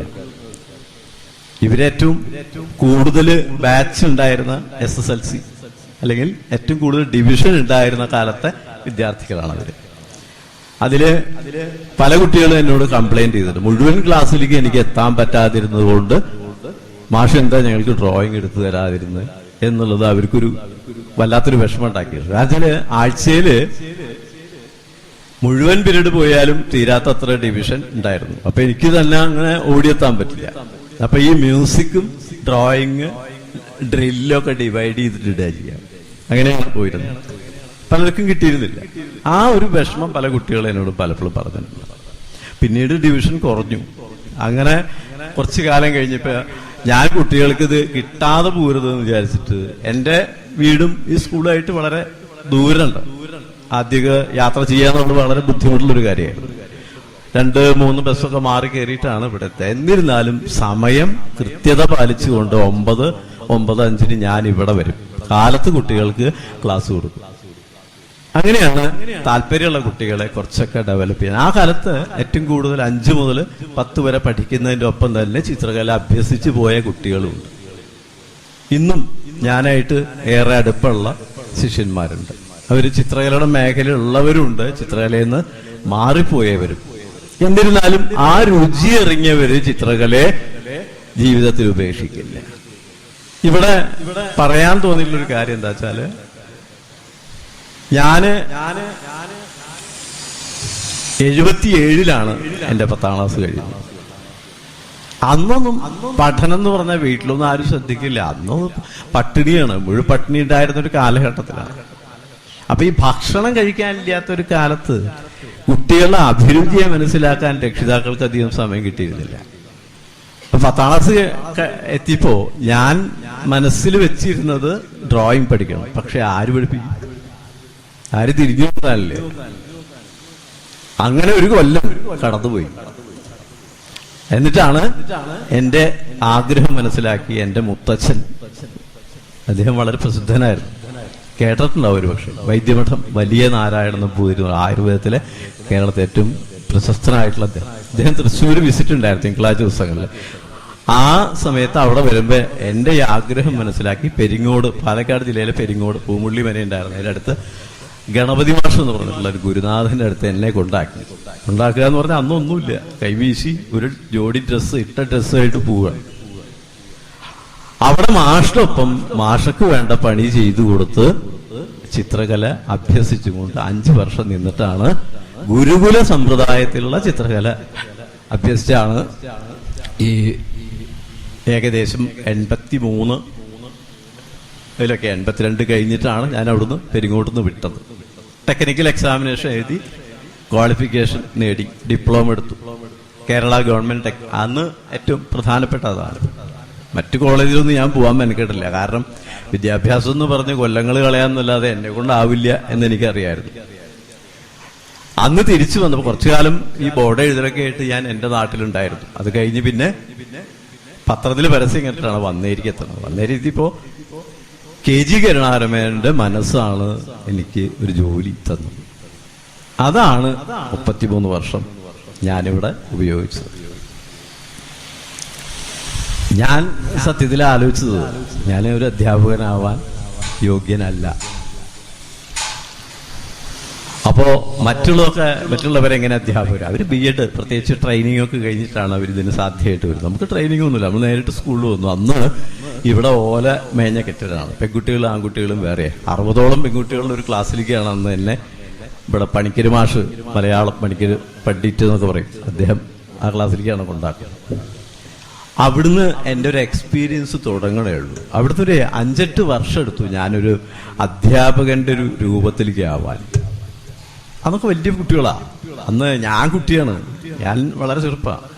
എന്നെക്കാട്ടും വലിയ കുട്ടികൾ ഇവിടെ ഉണ്ടായിരുന്നു, പഠിച്ചിരുന്നു. ഒരുപാട് കോലാഹലങ്ങളും സമരങ്ങളും ഒക്കെ നടത്തിയിരുന്ന കലുഷിതമായ ഒരു അന്തരീക്ഷമായിരുന്നു ആ കാലഘട്ടം. അതൊന്ന് വിട്ട് പിന്നെ കുറച്ച് കാലം കഴിഞ്ഞപ്പോഴേക്കും കയ്യിൽ ഒതുങ്ങാവുന്ന കുട്ടികളായി. ആ കാലത്താണ് ഡിസിപ്ലിൻ എൻ്റെ തലയിൽ വെക്കാൻ തുടങ്ങിയത്. സ്കൂളിൻ്റെ ഡിസിപ്ലിൻ എൻ്റെ തലയിൽ വെക്കാൻ ഞാനത് എതിർപ്പില്ലാതെ കൊണ്ടു നടന്നു. അപ്പോൾ ഒരു 10 വർഷത്തോളം ഞാനിവിടെ കുട്ടികൾ ഡിസിപ്ലിൻ ചാർജായിട്ട് ഞാൻ ഇവിടെ ഉണ്ടായിരുന്നു. പ്രത്യേകിച്ച് എനിക്ക് അതിന് ഏറ്റെടുക്കാനുള്ളൊരു താല്പര്യം ഉണ്ടായത് എന്താ വെച്ചാൽ, ഇവിടെ വന്നേരി എപ്പോഴും ആ ഒരു ഡിസിപ്ലിൻ ഇല്ലാത്തൊരു ഏരിയ ആയിട്ട് പുറത്തെ ആൾക്കാർ ഒരുപാട് അഭിപ്രായം പറയും. വന്നേരി സ്കൂളിനെ പറ്റിയിട്ട് ഞാൻ പുറത്ത് കിടക്കുമ്പോൾ ഒരുപാട് ആൾക്കാർ കുറ്റം പറയുന്നത് എൻ്റെ ചുവട്ടിൽ കേൾക്കാറുണ്ട്. വന്നേരി സ്കൂളല്ലേ, അത്രയൊക്കെ ഉള്ളൂ എന്ന് പറയുന്നത്. അപ്പൊ എൻ്റെ മനസ്സിൽ ഇതൊന്ന് മാറ്റി ഒന്ന് തിരുത്താൻ പറ്റുമോ, ഒരു ശ്രമം നടത്താൻ പറ്റുമോ എന്നുള്ള തോന്നലാണ് ഞാൻ ആ ഉദ്യമം ഏറ്റെടുക്കാനുണ്ടായ കാരണം. അങ്ങനെയാണ് ഡിസിപ്ലിൻ്റെ ചാർജ്. അത് മാത്രമല്ല, ഞാൻ വിശദമായിട്ട് നിങ്ങളോട് പറയുന്നത് വെച്ചാൽ, ഇതിൽ മനസ്സിലാക്കാതെ കടന്നുപോയ കുറെ ആൾക്കാരുണ്ട്. കലാപഠനം എന്നുള്ളത് യാതൊരു വിലയില്ലാത്ത ഒരു ഏർപ്പാടാണ്. എല്ലാ സ്കൂളുകളിലും നിങ്ങൾ നോക്കിയാൽ ഡ്രോയിങ് ടീച്ചർ എന്ന് പറയുന്ന ഒരു വെറും ഒരു പേര് മാത്രമേ ഉണ്ടാവും. വളരെ അപൂർവമായിട്ടുള്ള ആൾക്കാർ മാത്രമേ ആ സ്കൂളിൽ കുട്ടികൾക്ക് കല പറഞ്ഞു കൊടുക്കാനുള്ള സമയം കണ്ടെത്തുകയും പ്രവർത്തിക്കുകയും ചെയ്തവരുണ്ടാവുള്ളൂ. അപ്പൊ ഇവിടെ ഞാൻ കിട്ടിയ പീരീഡുകൾ മറ്റുള്ളവർക്ക് കൊടുക്കാതെ കുട്ടികൾക്ക് കൊടുക്കുകയായിരുന്നു. അതുപോലെ ഡിസിപ്ലിൻ ചാർജുള്ളതുകൊണ്ട് എക്സ്ട്രാ പീരീഡ് വരുമ്പോഴും ഞാൻ ക്ലാസ്സിലേക്ക് കയറും. അങ്ങനെ കുട്ടികളായിട്ട് കുറച്ച് ബന്ധം ഉണ്ടാക്കാൻ കഴിഞ്ഞിട്ട് അത് കുറെ കാര്യങ്ങൾ. ഇപ്പോ നാടകം, ഇവിടെ കാട്ടുമടം നാരായണൻ എന്ന് പറഞ്ഞ വലിയ നാടക നിരൂപകനുള്ള ആ നാടിന്റെ പ്രത്യേകത ഇവിടെ ഉണ്ടായിരുന്നു. കുട്ടികളിൽ നാടകബോധം നല്ലോണം ഉണ്ടായിരുന്നു. രക്ഷിതാക്കളും നാടകം അവതരിപ്പിക്കുമ്പോൾ സഹായിക്കാനൊക്കെ രക്ഷിതാക്കളും ധാരാളം വരും. അപ്പൊ നാടകത്തിന് താല്പര്യമുള്ളതുകൊണ്ട് ഒരു ചെറിയ കുട്ടികളുടെ നാടക തിയേറ്റർ ഇവിടെ സ്ഥിരമായിട്ടുണ്ടായിരുന്നു. അതിനെന്നെ കുറെ സഹായിച്ച് ഇന്ദ്രൻ മച്ചാട് എന്ന് പറഞ്ഞ നാടകത്തിന്റെ ഒരു ആളുണ്ടായിരുന്നു. അങ്ങനെ കുറെ പ്രാവശ്യം സംസ്ഥാന യുവജനോത്സവത്തിനും അങ്ങനെ കുറെ കാര്യങ്ങൾക്കൊക്കെ നമ്മൾ പങ്കെടുത്തിട്ടുണ്ട്, പ്രൈസും കിട്ടിയിട്ടുണ്ട്. അത് എന്റെ രക്തത്തിലരിഞ്ഞൊരു കാര്യമായിരുന്നു. അത് മാത്രമല്ല, ആർട്സ് ക്ലബ്ബുകൾ ശനിയാഴ്ച ദിവസം ഉച്ചവരെ കുട്ടികളെ വരുത്തി കലയുടെ വിവിധ ഭാഗങ്ങളെ ഡെമോൺസ്ട്രേഷൻ നടത്തി കുട്ടികളിൽ എത്തിക്കാൻ പറ്റുമോ എന്നുള്ള ശ്രമം നടത്തിയിരുന്നു. എത്തിയോ എന്ന് എനിക്കറിയില്ല. അങ്ങനെ കുറെ കാര്യങ്ങൾ കേരളത്തിൽ നിന്ന് ആ കാലത്ത് നാടകത്തില് അമേച്ചർ നാടകരംഗത്തിലെ ഏറ്റവും പ്രശസ്തരായിട്ടുള്ള CR രാജൻ, അടാട്ട് ഗോപാലൻ എന്ന് പറയുന്ന വളരെ പേരുള്ള നാടകൃത്തുകള്, അഭിനേതാക്കൾ ഇവിടെ വന്നിട്ട് കുട്ടികൾക്ക് നാടകത്തിനെ കുറിച്ചിട്ട് അഭിനയിച്ച് കാണിച്ചു കൊടുത്തിട്ടുണ്ട്. ആ ഒരു സമയം എപ്പോഴും ഞാൻ ഓർക്കാറുണ്ട്. അത് ചെറിയൊരു പരിചയത്തിന്റെ മുകളിൽ മാത്രമാണ് അവർക്ക് ചിത്രകല വലിയ താല്പര്യം. അതുകൊണ്ടാണ് ഞാനായിട്ട് പരിചയമായത്. ആ ഒരു പരിചയം മാത്രമാണ് അവർ അതിന് വേണ്ടിയിട്ട് കാരണമാക്കിയത്. അത്തരത്തിലുള്ളൊരു ജീവിതമായിരുന്നു ഇവിടെ ഉണ്ടായിരുന്നത് 33 വർഷം. അപ്പോൾ ഈ ചിത്രകല കുട്ടികൾക്ക് ഭാവി തിരഞ്ഞെടുക്കാനുള്ള ഒരു വഴിയല്ല എന്ന് രക്ഷിതാക്കളിൽ ഉറച്ചു വിശ്വസിച്ചിരുന്ന ഒരു കാലം. അതിപ്പോഴും മാറിയിട്ടൊന്നുമില്ല. എന്തൊരു വേണ്ടാത്തൊരു ഏർപ്പാടാണ് എന്ന് തോന്നലുള്ള ഒരു വിഷയമാണ് ചിത്രകല. അത് വേണ്ട, അത് ഒഴിവാക്കി. അതെടുത്താൽ ഏതാണ്ട് തെണ്ടി പോവും എന്നുള്ളൊരു ധാരണ കുറെ ആൾക്കാർ. ഞാനതല്ല, ഞാനൊരു ചിത്രകാരനാവണം എന്നായിരുന്നു. പക്ഷെ നിലനിൽപ്പിന് എനിക്ക് ഒരു പണി വേണ്ടി വന്നു. ആ പണിക്കാണ് ഞാൻ അധ്യാപകരായത്. അതാണ് എന്നെ കൂടുതൽ സഹായിച്ചത്. അതിന് ഏറ്റവും കൂടുതൽ കടപ്പാട് KGയോടാണ്. ഒരു പൈസയും മേടിക്കാതെ അദ്ദേഹം എന്നെ ഇവിടെ അപ്പോയിന്റ് ചെയ്ത് 84 33 വർഷക്കാലം ഞാനിവിടെ വർക്ക് ചെയ്തു. അതിൽ കുട്ടികളെ എന്നെ ഇപ്പോഴും ഓർക്കുന്നു എന്നുള്ളത് വലിയൊരു അത്ഭുതമാണ്. അപ്പൊ ഞാൻ ചിത്രം വരെ നിർത്തിയ സമയം ഉണ്ടായിട്ടില്ല. ഈ സമയമില്ലായ വന്നപ്പോ ഞാൻ കാലത്ത് നേരത്തെ 3 മണിക്ക് എഴുന്നേൽക്കാൻ തുടങ്ങി. എനിക്ക് വർക്ക് ചെയ്തിട്ട് വേണം ഇങ്ങോട്ട് പോരാൻ. അപ്പൊ വർക്ക് ചെയ്യാതിരിക്കാൻ പറ്റില്ല. വൈകുന്നേരം വൈകിട്ടാ തിരിച്ചെത്തുക. അപ്പോ 3 മണിക്ക് എഴുന്നേറ്റിരുന്ന് വരയ്ക്കും. അങ്ങനെ വരച്ച് തെളിഞ്ഞതാവാം ഈ അവാർഡിനൊക്കെ കാരണം ഉണ്ടാവുക എന്നാണ് ഞാൻ ആലോചിക്കുന്നത്. പക്ഷെ അതിലുപരിയായിട്ട് ദേശമാഷ് വളരെ ഭംഗിയായിട്ട് എന്റെ ചിത്രങ്ങളെ കുറിച്ച് പറഞ്ഞു. ഇതിലും കൂടുതൽ പറയാൻ പറ്റില്ല. ഞാൻ അത്ഭുതപ്പെടാം. മാഷ് വേറൊരു മേഖലയാണ്, പക്ഷെ ചിത്രകലയെ കുറിച്ച് മാഷ് വളരെ സമർത്ഥമായ രീതിയിൽ. അതിൽ വേറെ കാരണമുണ്ട്.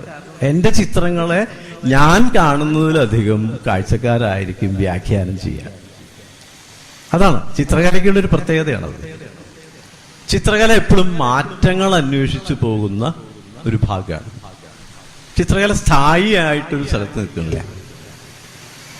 മാറ്റം എന്നുള്ളത് മനുഷ്യന്റെ ഒരു ആദ്യം മുതലുള്ളൊരു ആവശ്യമാണ്. എന്താ മാറ്റം? എല്ലാ മേഖലയിലും ഉണ്ട് ഈ മാറ്റം. പക്ഷെ ചിത്രകലയ്ക്ക് മാത്രം നമ്മൾ ചോദിക്കുമ്പോ മനസ്സിലാവാത്തതിന് നമ്മൾ പറയുന്നതാ മോഡേൺ ആർട്ട് എന്ന് പറയും. അത് മോഡേൺ ആർട്ടാണല്ലേ? മോഡേൺ ആർട്ട് എന്ന് പറഞ്ഞിട്ട് അങ്ങനെ ഒന്നുമില്ല. നമ്മൾ പ്രസന്റ് ചെയ്യുന്നത്, നമ്മൾ വരയ്ക്കുന്നതൊക്കെ ആർട്ട് തന്നെയാണ്. ആ വരയ്ക്കുന്ന ഇൻഡിവിജ്വൽ ആയിട്ട് നമ്മുടെ മനസ്സിൽ തോന്നുന്ന കാര്യങ്ങളാണ് നമ്മൾ വരയ്ക്കുന്നത്. അത് ഹരിനാരായണൻ പറഞ്ഞ പോലെ തന്നെ എൻ്റെ മനസ്സിന്റെ അകത്തട്ടിൽ നിന്ന് എൻ്റെ ജീവിതത്തിന്റെ അനുഭവങ്ങളുടെ എന്തെങ്കിലും ബന്ധങ്ങൾ കടന്നു വന്നിട്ടുണ്ടെങ്കിൽ അത്ഭുതപ്പെടാനില്ല. അതായിരിക്കാം. ഞാൻ കൂടുതലും മെമ്മറി ആയിട്ടുള്ള വർക്കുകളാണ് കൂടുതൽ നോക്കി വരയ്ക്കൽ വളരെ കുറവാണ്. അപ്പൊ അത് ദിവസം 1-2 ചിത്രമല്ല, ഞാൻ 5-6 മണിക്കൂറുകൾ ഒരു ദിവസം എനിക്കൊരു ചെറിയ സ്റ്റുഡിയോ ഉണ്ട്, അതിലിരുന്ന് വർക്ക് ചെയ്തിട്ട്. അത് മാത്രമല്ല, ആദ്യം മുതൽ തന്നെ കുറച്ച് സംഗീത താല്പര്യമുള്ളതുകൊണ്ട് ഈ വരയ്ക്കുന്ന സമയത്ത് സംഗീതം കേൾക്കുക എന്നുള്ളത് അത് കുറച്ച് വലിയൊരു അനുഭവം ഉണ്ടായിട്ടുണ്ട്. അത് മറ്റു പലർക്കും കൂട്ടി പറയാൻ സാധിക്കില്ല ഒരു പക്ഷേ. ഈ സംഗീതം കേട്ടുകൊണ്ട് വരയ്ക്കുന്നത്, ഇപ്പൊ ഹിന്ദുസ്ഥാനിക്ക് പ്രത്യേകിച്ച്, കർണാട്ടിക്കിന് എനിക്ക് അത്ര തോന്നിയിട്ടില്ല. ഹിന്ദുസ്ഥാനിക്ക് കേൾക്കുമ്പോൾ അത് യൂട്യൂബിൽ ധാരാളമുണ്ട്. അപ്പൊ അത് ഓൺ ചെയ്തിട്ട് ഇങ്ങനെ കേട്ടുകൊണ്ട് വരയ്ക്കുന്ന സമയത്ത് ഞാൻ എത്ര സമയം അതിലൂടെ സഞ്ചരിച്ചു എന്ന് എനിക്ക് പറയാൻ പറ്റും. പിന്നീട് ഒരു ചിത്രം മുഴുവനായിട്ട് കഴിയുമ്പോൾ ഇത് എങ്ങനെ വരച്ചു, ഇതും ഒരിക്കലും ഒരാൾ എന്നോട് ചോദിച്ചു, മാഷ എങ്ങനെയാണ് ഇത്ര വൈവിധ്യമാർന്ന ചിത്രങ്ങൾ കാലത്ത് വരയ്ക്കുന്നത്? അറിയില്ല എന്ന് പറയും. അത് മുൻവിധിയോടെ അല്ല, മനസ്സിന്ന് ആ സമയത്ത് വരുന്നതാണ്. എന്നെ സംബന്ധിച്ച് അത് ഏറ്റവും കൂടുതൽ സഹായകമായത് ജീവിതത്തിലെ വിഷമിച്ച ചിന്തകളെ മനസ്സിലേക്ക് കൊണ്ടുവരാതെ ഉന്മേഷവാനായിട്ടിരുന്ന് എൻ്റെ പ്രവൃത്തി ചെയ്യാനാണ് എനിക്ക് ഏറ്റവും കൂടുതൽ സഹായകമായത്. അത് നിങ്ങളോട് ഞാനത് പറയും. കല നമ്മുടെ കൂടെ ഉണ്ടെങ്കിൽ ആരോഗ്യം നല്ല നിലയ്ക്കുന്നു. അനാവശ്യ ചിന്തകളാണ് നമ്മളെ അലട്ടുന്നതെങ്കിൽ നമ്മളൊരു വലിയ രോഗിയായിട്ട് അധികം താമസിക്കാതെ മാറും. ഇതാണ് സംഭവം. കലയെ ആസ്വദിക്കണില്ല, വേണ്ട പോലെ ആസ്വദിക്കുക. ഒരു പാട്ട് കേൾക്കാം, ഒരു പാട്ട് കേൾക്കുന്നുണ്ട്, പക്ഷെ നമുക്ക് ഇഷ്ടപ്പെട്ട ഒരു പാട്ടേ കേൾക്കുന്നുള്ളൂ. പാട്ടിന്റെ എല്ലാ മേഖലയും ശ്രദ്ധിക്കാം. പാട്ട് കേൾക്കണം, കേൾവിക്ക് കുറച്ച് സമയം, കാണാൻ കുറച്ച് സമയം. ആ സമയത്ത് നമ്മുടെ ഉള്ളിലേക്ക് നമ്മുടെ ജീവിത പ്രശ്നങ്ങളൊന്നും കടന്നു വരില്ല, നിസ്സംശയം പറയാം. അപ്പോ മനസ്സിന്റെ വിഷമങ്ങൾ കുറയും. ഞാൻ നേരത്തെ പറഞ്ഞ പോലെ ഏറ്റവും വലിയ ഒരു വിഷമ ഘട്ടത്തിലാണ് ഞാനിവിടെ ഈ പരിപാടിക്ക് വരാം എന്നേറ്റത്. അമ്മ മരിച്ചിട്ട് ഇപ്പൊ ഒരു 3 ദിവസമായിട്ടുള്ള ചടങ്ങുകളൊക്കെ കഴിഞ്ഞിട്ട്. അപ്പൊ അതില് രണ്ട് വാക്ക് അമ്മയെ കുറിച്ച് പറയാതെ വയ്യ. എൻ്റെ ചിത്രകലാ ജീവിതത്തില് ഏറ്റവും സന്തോഷിച്ചത്, എൻ്റെ വളർച്ചയിൽ ഏറ്റവും കൂടുതൽ അഭിമാനം കൊണ്ടത് അമ്മ. അത് നിങ്ങൾ ശ്രദ്ധിച്ചിട്ടുണ്ടോ അറിയില്ല, എൻ്റെ പ്രൊഫൈൽ പിക്ചർ നോക്കിയാൽ കാണാം. ഒരിക്കലും ഞാൻ അമ്മയും ഞാനും കൂടിയിട്ടുള്ള ആ ഫോട്ടോ ഒരിക്കലും മാറ്റിയിട്ടില്ല. അവസാനം വരെയും അമ്മ ഇടയ്ക്കിടയ്ക്ക് ചോദിക്കും, നമുക്ക് കുറേ സമ്മാനങ്ങൾ കിട്ടിയിട്ടില്ലേ എന്ന് ചോദിക്കും. ആ ഒരു സന്തോഷം. ഞാൻ വരച്ചു തുടങ്ങിയപ്പോൾ അമ്മ ഒരു കവിത എഴുതി, എനിക്ക് ഓർമ്മയില്ല, വരികൾ ഓർമ്മയില്ല, ആ സന്തോഷം കൊണ്ട്. അപ്പൊ അന്നൊക്കെ ചുമരിൽ വരയ്ക്കാം, ഇന്ന് കുട്ടികൾക്ക് ചുമരിൽ വരയ്ക്കാൻ പറ്റില്ല. എൻ്റെ കുട്ടിക്കാരൊക്കെ ഞാൻ ചുമരിൽ ധാരാളം വരച്ചു. ഒന്നുമില്ല, കരിക്കട്ടയും ചോക്കേ ഉള്ളൂ, വേറെ ഒന്നുമില്ല. അങ്ങനെ ധാരാളം വരച്ചിരുന്നു. അപ്പൊ അത് ഏറ്റവും കൂടുതൽ അറിഞ്ഞ് എന്നെ അതിനുവേണ്ടി നിരന്തരം, അതിനിടയിൽ ഞാൻ പറഞ്ഞില്ലേ മ്യൂസിക്കിൽ താല്പര്യം ഉണ്ടായിരുന്നു. അപ്പൊ ഞാൻ അറിയാതെ കുറച്ചു കാലം സംഗീതത്തിൽ കുറച്ച് താല്പര്യമായിട്ട് നടന്നു. ആ ഇടയ്ക്ക് അമ്മ എന്നോട് ചോദിച്ചു, നീ എന്താ പഠിച്ചതെന്ന് ചോദിച്ചു. ഗുണമൊക്കെ ഉണ്ടായിരുന്നു. 97 കേരളത്തിലെ ആദ്യത്തെ റിയാലിറ്റി ഷോയിലൊക്കെ പങ്കെടുത്തു മ്യൂസിക്കിന്റെ. അന്ന് ദൂരദർശൻ മാത്രമേ ഉള്ളൂ, ഇപ്പോഴുള്ള കുട്ടികളൊക്കെ അന്ന് കണ്ടിരുന്നു. ശരി. പിന്നെ ഗുരുവായൂർ പാടിയിരുന്നു. 4 വർഷം സംഗീതം പഠിച്ചു. അതുകൊണ്ട് കുറച്ച് ഗുണങ്ങളുണ്ടായി, കേൾക്കാൻ സാധിക്കും. ഇപ്പൊ കച്ചേരി കേട്ടാലേ ചില രാഗങ്ങളൊക്കെ മനസ്സിലാവും, ആലാപന രീതികളെ കുറിച്ച് മനസ്സിലാവും, അങ്ങനെ ആസ്വദിക്കാൻ പറ്റും. അപ്പൊ ഈ രണ്ടും എൻ്റെ ഉള്ളിൽ ധാരാളം. ഈ അടുത്ത കാലത്ത് ഞാൻ ഹരിനാരായണ ഇരിക്കുമ്പോൾ പറയാൻ പറ്റില്ല, ഒരു 2-3 പാട്ട് ഒന്ന് കൈവച്ചു, അത്രേ പറയാൻ പറ്റും. ആ യൂട്യൂബിൽ കിടക്കുന്നുണ്ട്. അതിൽ ആദ്യത്തെ പാട്ടിന് ഹരിനാരായണൻ തന്നെയാണ് അതിൻ്റെ ആമുഖം പറഞ്ഞിട്ടുള്ളത്. അപ്പൊ ഞങ്ങള് കുറച്ച് കാലമായിട്ട് വരുന്നുണ്ട് ഹരിനാരായണൻ, ചെറിയ കാലയളവല്ല, ഒരുപാട് കാലമായി. അപ്പോ അതൊക്കെയാണ് എൻ്റെ ഈ ചിത്രകലാ ജീവിതം. അപ്പൊ ഈ സന്ദർഭത്തില് അതുപോലെ മുത്തശ്ശനെയും KG കരുണാകരമേനോനും വീണ്ടും വീണ്ടും എടുത്തു പറയണം. മുത്തശ്ശനെ എനിക്ക് മറക്കാൻ പറ്റില്ല. അദ്ദേഹമാണ് ചെമ്പയുടെ ശബ്ദം പോയിട്ട് ചികിത്സിച്ചത്. പാട്ടേ കേട്ടിട്ടുണ്ടാവുള്ളൂ, ചെമ്പയ്ക്ക് നാദം നിലച്ചപ്പോൾ തന്റെ ശംഖം കൊടുത്തവനെ എന്ന് പറഞ്ഞൊരു പാട്ട് കേട്ടിട്ടുണ്ടാവും. പക്ഷെ ഇതാരാണ് ചെമ്പയുടെ ശബ്ദം പോയിട്ട് ഗുരുവായൂർ കൊടിമരത്തിന്റെ കീഴിൽ കരഞ്ഞോണ്ട് പ്രാർത്ഥിക്കുമ്പോൾ പുറത്തു തട്ടിയിട്ട് ഞാനൊന്ന് നോക്കാം എന്നുകൊണ്ട് പൂമുള്ളി മനക്കിലേക്ക് വിളിച്ചു കൊണ്ടുപോയി അവിടെ കൊണ്ടുപോയി ചികിത്സിച്ചിട്ടാണ് അദ്ദേഹത്തിന്റെ ശബ്ദം തിരിച്ചു. ആ ചരിത്രം പലർക്കും അറിയില്ല. അപ്പോ ആ വലിയ മനുഷ്യന്റെ കൂടെ എനിക്കൊരു 4-5 വർഷം കൂടെ നിൽക്കാൻ പറ്റി. ആദ്യമൊക്കെ ആയുർവേദം പഠിപ്പിക്കാനൊക്കെ എന്നെ നോക്കി, വഴങ്ങില്ല എന്ന് മനസ്സിലായപ്പോ പിന്നെ എന്നെ വിട്ടതാ. ഈ ചിത്രം വരെ തന്നെയാണ് എൻ്റെ ഭാഗം എന്ന് മനസ്സിലായിട്ട്. അപ്പോൾ അതൊക്കെയാണ് എൻ്റെ ഈ ഒരു കാലഘട്ടം. പിന്നെ ഞാൻ വരയ്ക്കുന്നത് ഏറ്റവും പ്രധാനമായിട്ട് ഞാൻ തന്നെയാണ് ആസ്വദിക്കുന്നത്. അത് കഴിഞ്ഞിട്ടേ മറ്റുള്ളവർ ആസ്വദിക്കുന്നത്. പക്ഷെ മാഷ് പറഞ്ഞ പോലെ, ജയകൃഷ്ണൻ മാഷ് പറഞ്ഞ പോലെ, ചിലപ്പോൾ എനിക്കൊരു സംശയം തോന്നും. ഞാൻ ഇഷ്ടപ്പെടാത്തൊരു ചിത്രം പോസ്റ്റ് ചെയ്താൽ ചിലപ്പോൾ ഒരുപാട് ലൈക്ക് വരാറുണ്ട്. അതെന്താ കാരണം എനിക്ക് ഇപ്പോഴും പിടികിട്ടിയിട്ടില്ല. അതാണ് ആസ്വാദകര് വ്യത്യസ്ത മനസ്ഥിതിയുള്ളവരാണ് എന്നെനിക്ക് ഏറ്റവും കൂടുതൽ മനസ്സിലായിട്ടുള്ളത്. അപ്പൊ അങ്ങനെയൊക്കെ ഇതിങ്ങനെ ആവോളം പോവും. 11 വർഷമായി ഞാൻ അയക്കാൻ തുടങ്ങിയിട്ട്. അതാണ് ഇന്ത്യ ബുക്ക് ഓഫ് റെക്കോർഡിന്റെ അംഗീകാരം കിട്ടാൻ കാരണം ഉണ്ടായത്. അപ്പൊ അതിനി നിത്യ സംഭവമാണത്. അതില്ലാതെ എനിക്ക് പറ്റില്ല. കാലത്ത് ചിത്രം പോസ്റ്റ് ചെയ്യാതെ എന്നെ കൊണ്ട് ഒരു കാര്യം പറ്റില്ല. എവിടെ പോയാലും ഈ മൊബൈലിൽ ഇമേജ് ബാലൻസ് ഉണ്ടാവും, അവിടെ ഇന്റർനെറ്റ് ഉണ്ടോ നോക്കും. ഇതാണ് പ്രധാന കാരണം. ഭക്ഷണത്തിനാളും കൂടുതൽ പ്രാധാന്യം അതിനാണ് കൊടുക്കുക. അപ്പൊ ഇനിയും നിങ്ങളുടെ പ്രാർത്ഥന പോലെ എനിക്ക് ആരോഗ്യത്തോടു കൂടി ഇരുന്ന് വരയ്ക്കാൻ സാധിക്കണം എന്ന് ആഗ്രഹമുണ്ട്. ഈ ഒരു നിറഞ്ഞ സദസ്സിൽ ഇത്രയും വലിയ മഹത് വ്യക്തികളുടെ സാന്നിധ്യത്തിൽ വലിയൊരു ആദരവ് എൻ്റെ വിദ്യാർത്ഥികൾ തന്നതിൽ എൻ്റെ വിദ്യാർത്ഥികളെ ഈ അവസരത്തിൽ എത്ര വാക്ക് പറയണമെന്ന് അറിയില്ല, അങ്ങേയറ്റം അഭിനന്ദിക്കുക. ആ തിരിച്ചറിവിനെയാണ് കുട്ടികൾ ഇത്ര കാലം കഴിഞ്ഞിട്ടും അവരിൽ എന്താണ് തിരിച്ചറിവുണ്ടായത്, അതാണ് ഈ ഒരു ഘട്ടത്തിൽ ഏറ്റവും പ്രധാനമായിട്ടുള്ളത്. അപ്പം അത് ആ കുട്ടികൾക്ക് എക്കാലവും ആ ഒരു നന്മ നിലനിൽക്കട്ടെ എന്ന് പ്രാർത്ഥിച്ചുകൊണ്ട് ഇതിന് ഏവരോടും നന്ദി സന്തോഷവും അറിയിച്ചുകൊണ്ട് എൻ്റെ വാക്കുകൾ അവസാനിപ്പിക്കുന്നുണ്ട്. Thank you so much sir. അടുത്തതായിട്ട് നന്ദി പ്രസംഗത്തിനായിട്ട് I would like to invite Prajeesha on the stage please.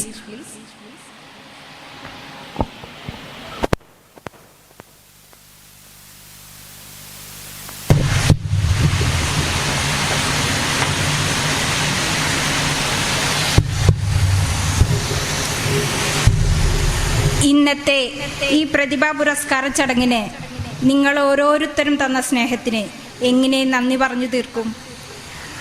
ഔപചാരികമായി നന്ദി എന്ന വാക്കിൽ ഈ സ്നേഹാശംസകളെല്ലാം ഒതുക്കേണ്ടത് പരിപാടിയുടെ ഭാഗമായതുകൊണ്ട് ആ ഒരു കർത്തവ്യത്തിന് മുതിരുന്നു എന്ന് മാത്രം. നന്ദി പറഞ്ഞ് ആരെയും അകറ്റുന്നില്ല, ഒന്നുകൂടി ഇമ്പമോടെ ചേർത്ത് പിടിക്കുന്നു. ഖൽബിലെ വന്നേരി ഞങ്ങളും നിങ്ങളുമില്ലാത്ത ഒരു നമ്മളിലേക്ക് വലുതാകുന്നു. ഞങ്ങളുടെ ക്ഷണം സ്വീകരിച്ചെത്തിയ എല്ലാവർക്കും എൻ്റെ പേരിലും ഖൽബിലെ വന്നേരിയുടെ പേരിലും നന്ദി.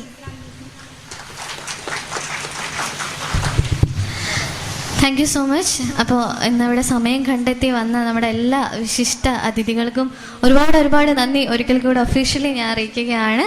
അതുപോലെ തന്നെ നമ്മുടെ ഒരു ഖൽബിലെ വന്നേരി അതിഗംഭീരമാക്കി എല്ലാവർക്കും ഒരുപാട് നന്ദി. ഇനി അടുത്തതായിട്ട് നമ്മുടെ എക്സിബിഷൻ ഹാളിലേക്കാണ് എല്ലാവരെയും ഞാൻ ഇൻവൈറ്റ് ചെയ്യുന്നത്. അപ്പോൾ ആ ഒരു ലെഫ്റ്റ് സൈഡിലായിട്ടാണ് നമ്മുടെ ഒരു എക്സിബിഷൻ ഹാള് നമ്മൾ അറേഞ്ച് ചെയ്തിട്ടുള്ളത്. അപ്പോൾ എല്ലാവരും പോകുക, നമ്മുടെ ചിത്രങ്ങളൊക്കെ കാണുക, വിലയേറിയ അഭിപ്രായങ്ങളെല്ലാം നമ്മുടെ ഏറ്റവും പ്രിയപ്പെട്ട നാരായണ മാസ്റ്റർ അറിയിക്കുക. ഓക്കെ.